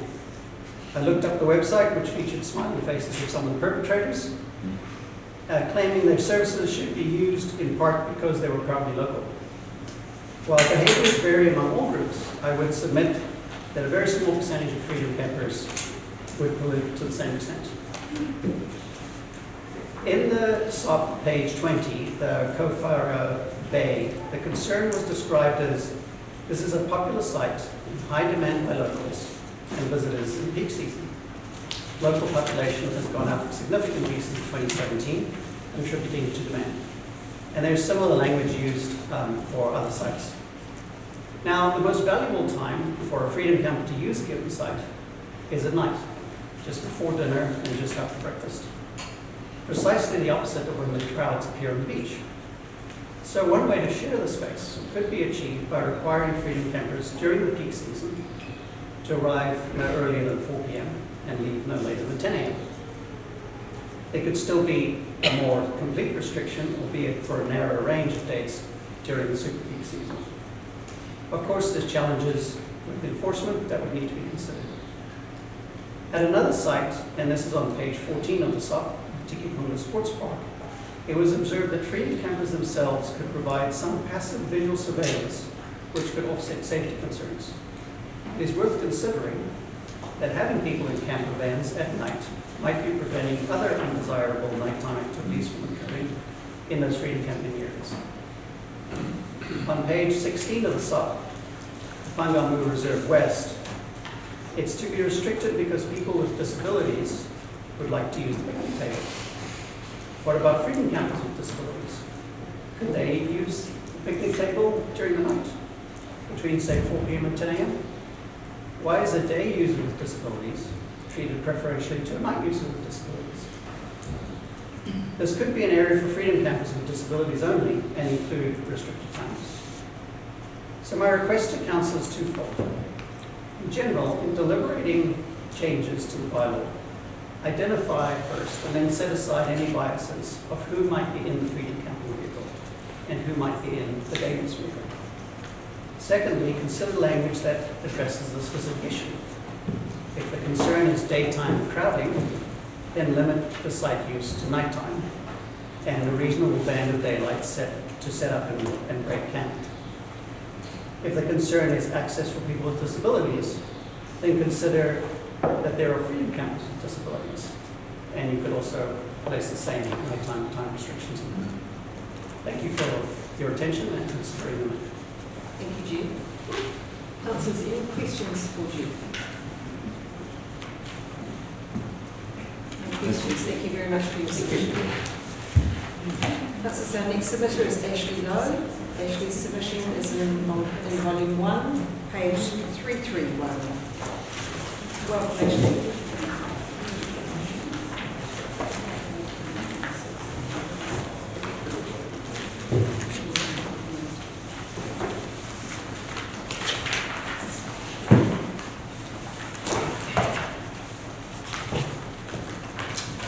It's never been my ambition to come to one of these areas. I got dragged into this by Army Guard services. So I have a copy of a cease and desist notice that I issued to Muscle Rayner to stop the harassment. I spent half an hour with him. I found him incredibly amicable, honourable, and he apologised on behalf of the council. What you're trying to achieve with the bylaw is segregating society. And I see that as highly unacceptable. Highly unacceptable. You cannot sit here and determine who can enjoy the privilege of a car park and who cannot. With overcrowding issues, parking used to be free, I believe. And then in order to discourage abuse of parking, tariffs were put on. Introduced the parking meter. And this is the solution, and it needs to go no further than that. I had got to the point where I was going to citizen's arrest an Army Guard employee. And when I got to that point, I went to the police and I filed a complaint. The police told me they're an entity. We can't restrain them. We can't do anything. You're on your own. I was being harassed by an employee who was making up false complaints to see his vendetta against me carried out around town. We heard earlier a man walk his dog on the beach. It defecated. He picked it up because he's an honourable citizen. Then he walks along the beach, he finds feces with toilet paper, and without any substantial evidence, it's a freedom camper. Not a fisherman, not a kid who just can't contain himself and mum's got a bit of toilet paper for his snotty nose. It's a freedom camper, by assumption. None of this is acceptable, in my view. We have laws that are being violated by an agency contracted by the council that apply to human rights. That can't continue. I really appreciate the time today. I find it hard not to get emotional about this. Now, of all the harassment from Army Guard, not one ticket was issued. You may think you're doing the right thing by going up and knocking on people's buses and saying, hey, do you know how we feel about all this? But did you consider the fact that maybe they went to the beach to relax and get away from all that? The amount of times I've been woken up, my pregnant partner's been woken up by someone banging on my truck like it's their right and privilege. It's not. And there are the Crimes Act, the Harassment Act, the Bill of Rights Act, the Human Rights Act, and it goes on. And the more I get pressed, the more I will dig. You guys need to take a different perspective. Tourism is dead. Tried to book a boat on Thursday in the Bay of Islands, they've only got 5. They need 10 to sail. If you're worried about an influx of overcrowding, it's going to be Kiwis. And you can't distinguish between a tourist and a citizen because they're both humans. And so I'm really sorry, but you've got to come up with another way. Infrastructure and monetising. Otherwise, you're playing with fire and you're going to lose. And I love you, and I'll leave you with that. Councillors, any questions for Ashley? Thank you very much for your submission. Councillors, our next submitter is Nigel Hicks. Nigel's submission is volume 1, page 228.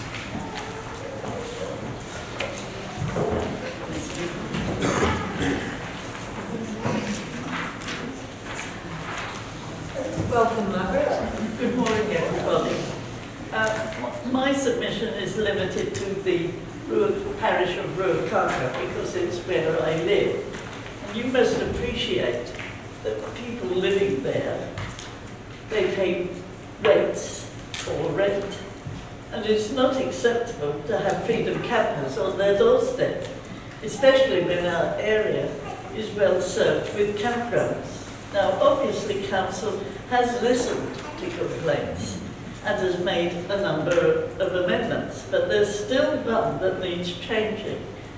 And there's no way that there should be freedom camping on the reserve adjacent to Ruakaka Beach Road, where there already is a camping ground in the immediate vicinity on the opposite side of the road. This reserve not only adjoins the Ruakaka Wildlife Refuge, but it's a recreational area for residents and visitors, and it was never intended to be a campsite. Neither should it be. Moreover, the Ruakaka Beach campground, and I'm terribly sorry everybody, I misnamed it, I called it the Brinbank camping ground, but in the past 20 years, its name has changed once or twice. I'm afraid I didn't check as I should have done. Anyway, that is open all year round and is fully booked only for 4 days at Christmas. And it's got all the necessary facilities. And as I understand, is not inordinately expensive. And therefore, I submit that that proposed freedom camping site in the reserve should be withdrawn. However, I have found during the summer season in particular, campers seek out locations that are not listed for such activity by council. Now these include the far end of Sine Road, parts of Billa Road, the Mayor Road car park and the area of land next to the Catholic Church in Petersnell Road.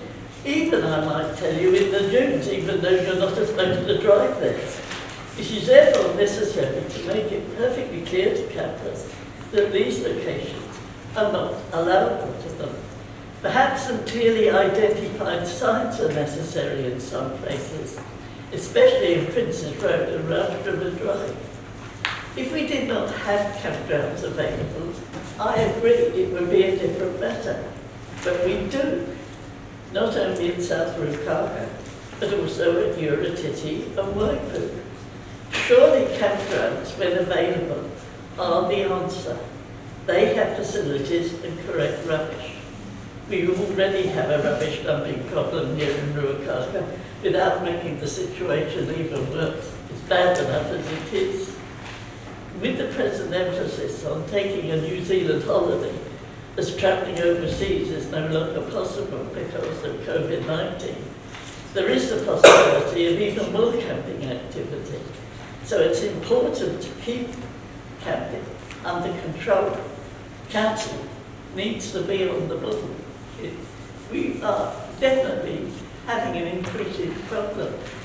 Although I didn't mention this in my submission, I do think you should know that because a camping vehicle has a sticker indicating that it has an appropriate indoor toilet, this can be a confidence trick, especially when the vehicle is not properly constructed as a camper van or mobile home.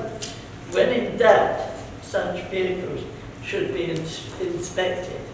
I realise that camping has unfortunately increased so much that it's become a problem for many residents here. And we have obviously got to find ways of accommodating both.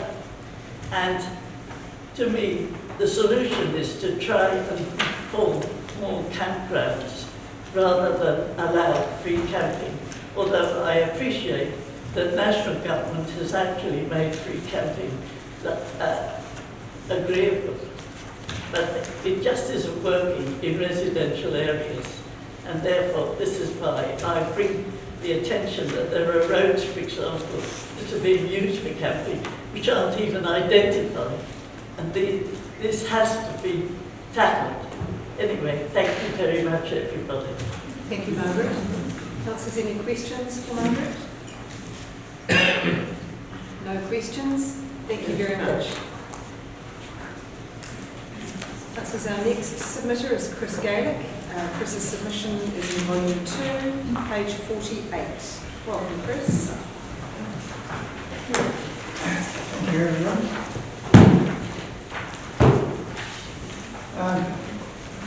I've made a document available that's I anticipate you will read. So I was really just going to give an overview of the sort of background behind what we've done.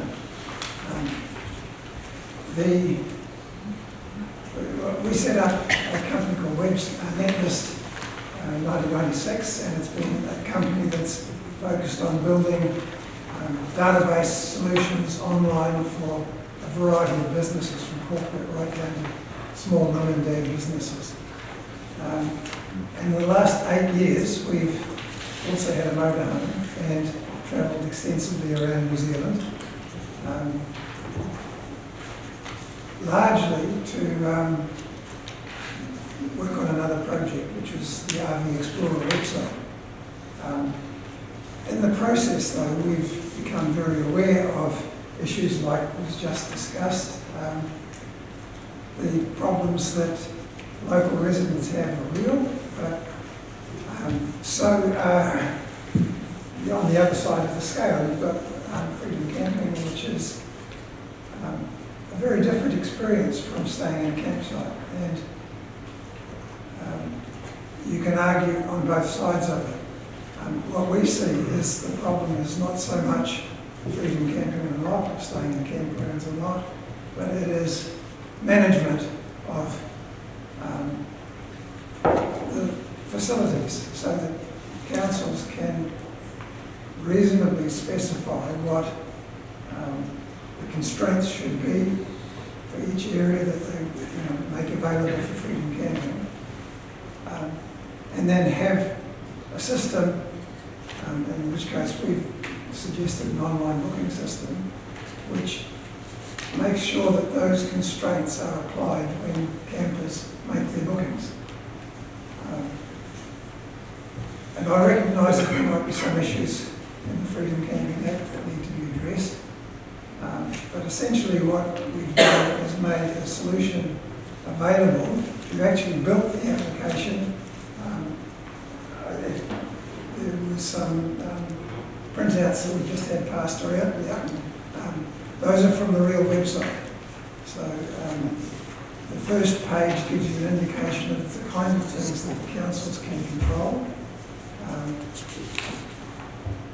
And I've in particular separated between daytime visits and nighttime visits, because in certain areas, daytime visits, which are sort of hard to control, you're not freedom camping if you're just visiting, but you're in a large vehicle and you're blocking access for local residents. So there may actually need to be more constraint on daytime visits than there are overnight visits, when local people are typically not using those facilities. In practice, what has happened is the other way around. So that is the reason why I've provided for daytime versus overnight reservations. And being able to limit the numbers to guarantee that the vehicles are certified self-contained, and there's a way of doing that so that if somebody has downloaded a sticker on the internet and posted it on their van, that can actually be checked against the database, so that their van, if it's not certified self-contained, won't be able to make a booking in a location that requires certified self-contained.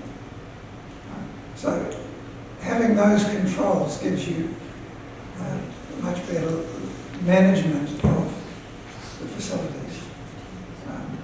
I think freedom camping is something that is becoming increasingly popular. The problems are evident, but I don't think it's going to go away. So if we can provide a facility for councils to be able to more efficiently manage freedom camping, then that is what we believe is the right way to go.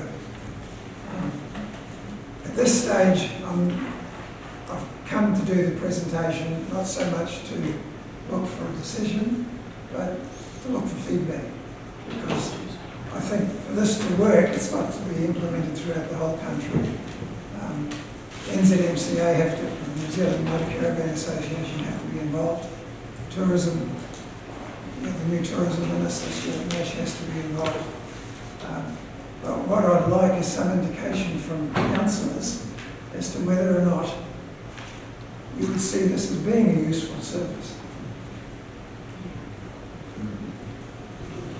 Chris, thank you very much for your submission. I know you're from Katikati, so we trust you've been moving around in your mobile home to get to us today. Actually, I actually drove up from Katikati. Wow. Thank you for that.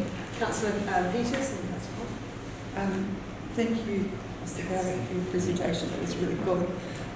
What would this council need to do to benefit from your work?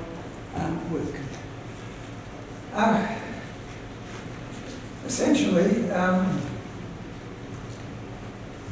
we would allocate somebody with login or access to be able to go into the council console and provide all the details for each of the freedom camping areas. And then it's simply a matter of signposting each of the locations so that motorhomes realise that they have to book to be able to stay at that site. So the signposting is needed. And then it needs to be monitored or enforced. otherwise people will just ignore it. So yeah, the three things really. I just think that it would be of benefit both to the area and to the Freedom Campus board. Through you, Madam Chair. Look, Chris, I haven't received these PDFs. I know your submission talked about these PDFs, but I haven't received them. So just a quick question. Are you asking for all the sites to become into a motel or a hotel booking site situation? Sort of. Yeah, except that we're just bringing some management tools for freedom camping. We're not changing freedom camping. Freedom camping is the ability to go to a location and stay there. And preferably, if you're certified self-contained, you don't actually need local facilities. But it is a booking system. And a number of the councils, like Auckland Council for the regional parks, have a booking system. But it doesn't apply universally. The New Zealand Motor Caravan Association have a booking system for their members' car parks, but they don't apply universally. The intention of this is that it can apply universally. Chris, a question. Have you submitted this to any other local authorities in the... I've discussed it with the Far North District Council. I see John Vusic is verbally abusive. John Vusic is a personal friend, and I've bounced these ideas off him at some length. But I haven't. About 4 years ago, I had some communication with the Whangarei Freedom Camping team that were managing Freedom Camping in Whangarei. I was very impressed at the time that Whangarei District Council is actually one of the most inclusive, forward-thinking councils with regards to freedom camping, recognising that you're scrambling between your ratepayers and freedom campers, and we're making a really outstanding effort, I believe. So you were my first port of call. Chris, we really appreciate your submission. I would suggest a next step would be to go to Local Government New Zealand, and because that's a nationwide body, and because I do agree that the concept has potential, and it'd be worth talking with them. Councillor Martin. Yeah, obviously in this northern area I've been quite a few times, and I spoke to some people that were camping in San today that I went out. They stayed there because they got tired. Yeah. So if the sites are locked and they turn up there, you're just going to go in. This is more like a prescribed, you go to and stay. Most of those people that I spoke to there have been travelling around the coast when they got tired to stay. So I just wonder how you would fit that in with something. Yeah. If you apply that logic, then you can't constrain the number of campers that would stay at a location like that. But then you have problems with local people. So that's where it's a hard one, but freedom camping is growing dramatically, and as a consequence, we've got the problems that are associated with growth. I think we need to find some way of addressing all of the needs. Chris, thank you very much for your submission, and thank you for making the effort to come north. Yeah, my pleasure, and thank you very much. Councillors, we have, just to let you know, the submitter Susan Rowe is not coming. We have been trying to contact two of the other submitters. We haven't yet been able to reach them, but we do have Maria Zabritsky, who's about 10 minutes away. So we will continue to wait for her. And in the meantime, you can have a refresh your eyes with more submissions. But please don't leave the room because Maria isn't far away.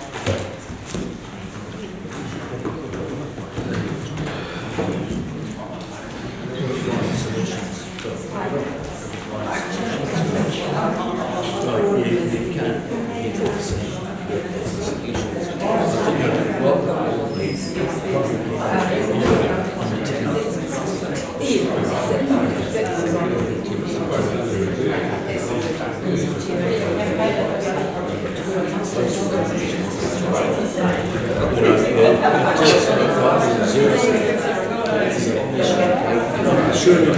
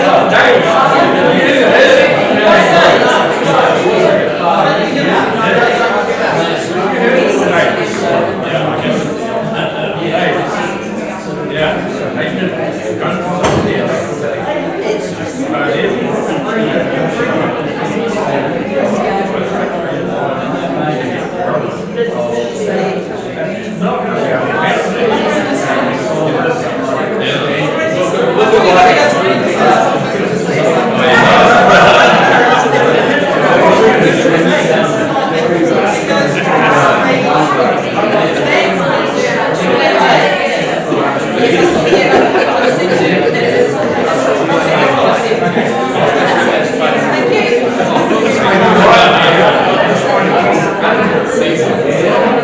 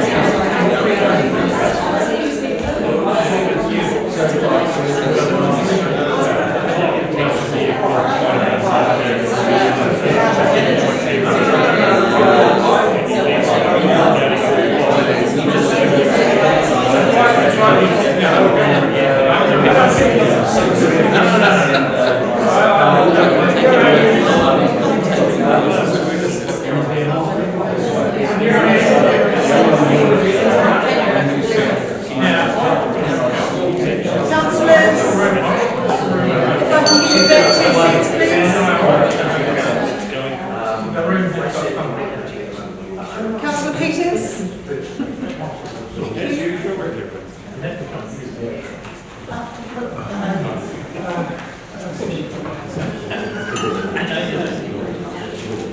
Councillors, our next submitter is Maria Sabritsky.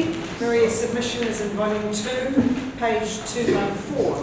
Oh, I have an extended version. I'm going to speak on. You're very welcome to speak to your submission and to it if you wish. But we've read your limited. So please, Maria, if you could come forward here to there, just to the seat there. And we have 5 minutes to hear your submissions. Oh, from now? Yes. Okay, so there's only one sentence you have to remember, even if you've got notes. I'm making a submission on proposals for freedom camping at Ngāhau Bay, but before I give that submission, I'm giving you the sentence. You can go to sleep after that. We want a sign in the car park that says freedom camping prohibited, and one at the top of the hill, the access to the bay, that says freedom camping prohibited. My introduction is, I'll be speaking about who I am and who I'm representing. The lack of infrastructure concerns conclusion. So, who I am and who I'm representing. We, the residents of Ngāhau Bay, unanimously vote to prohibit freedom camping. I submit the Webb Brothers handwritten letter, which I'll read now because it's very precious. Webb Brothers own Ngāhau Beach down to OTD. We don't mind the day visitors using our part on the beach, no fines and no rubbish. The car park is quite small. If freedom camping, there would be no room for day visitors to park. Webb Brothers, Jackie, Peter and Brian, and I'll pass it around that way. I also have a signature by the farm manager for Taiwiwi, a letter from 179 Darrell Road, Ngāhau Road from the new owner, Julie Perkins, which I can also pass around, and the Crooks family. Darrell has agreed to this. The Crooks family next door and Darrell Croft has agreed to it. We all agree about this, and myself, Maria Sabritsky. The situation is we ask the council to take into consideration the lack of infrastructure. We have a very small car park, no rubbish bins and no toilets. No expansion is possible because of the water from the stream to the beach. We want the continuous public use of the creek as a toilet that we must cross to get to the beach to cease. Defecating, urinating, partying with alcohol and drugs under the lone tree that is said to be the site of a massacre is not acceptable. It is a public desecration. Lighting fires in summer to cook food on Webb's land is hazardous. The ancient Pahutaka was for burn. We have no way of stopping a major fire. The entire beach frontage is a privately owned working farm. The Webb family deserves respect and gratitude that it is not fenced off from the public. We do not want to be rushing down to the beach early to grab up disgusting rubbish and urgently bagging it to keep the beach safe. The car park smells like a urinal, and no respect is shown by people who strip off and do their daily thing. Concerns. No infrastructure, we have no facilities, we get freedom camping with no toilets on board, no parking for fishermen and day visitors, no expansion because of the stream to the beach, there's a major fire hazard, we have no fire engines, no water, no camping whatsoever. We want to ensure that our health is kept safe as residents. In conclusion, we want to remind you that Ngāhau Bay has a no-exit road with a limited turning area and tricky access to the beach because it is adjacent to a stream going into the bay. We want a sign at the top of the hill saying freedom camping prohibited, and in the car park saying freedom camping prohibited. Thank you for listening. Thank you, Maria. Maria, are you hearing questions from councillors? Yeah, sure. Councillor Murphy. Thank you for your submission. Really interesting because it's not an area I know where it is, but I'm not familiar with it. I'm just wondering, so the submission is to prohibit overnight camping or freedom camping. I'm just wondering during the day, the letters not said that people are happy for day trippers to come. Where do day trippers use the toilet? Day trippers use the creek normally. Or they go around the rocks with toilet paper as well. It's a small car park, and the day trippers are, I think, people that go there for years to fish, or people from the iwi.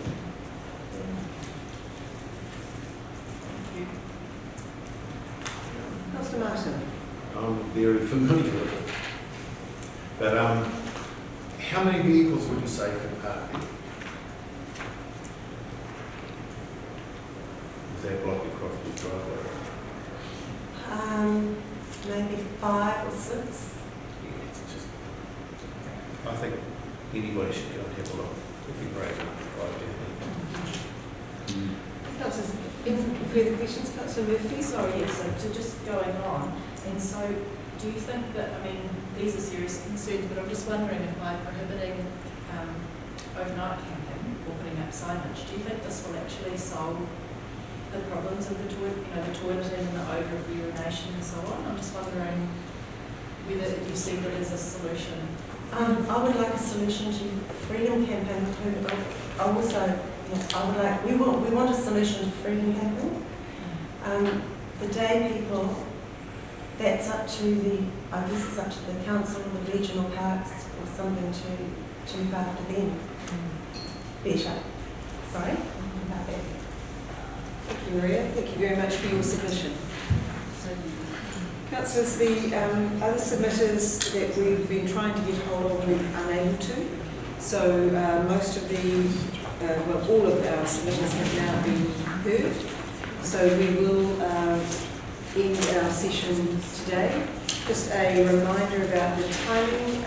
We will be having a council briefing 10:30 on Tuesday the 9th of February, which is an opening to the public council briefing.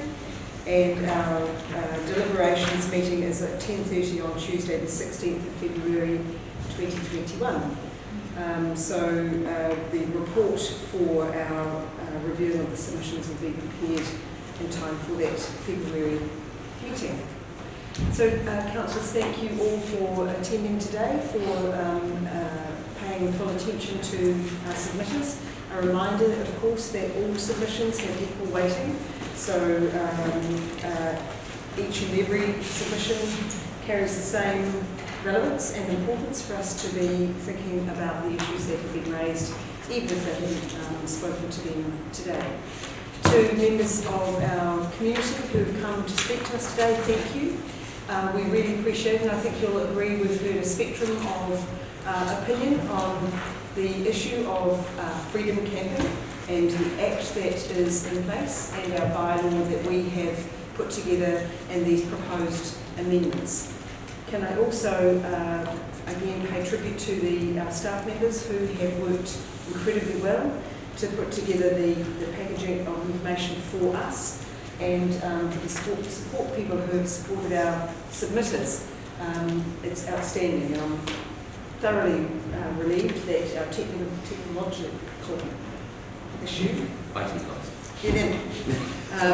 worked as well. So thank you all, and I will close the meeting.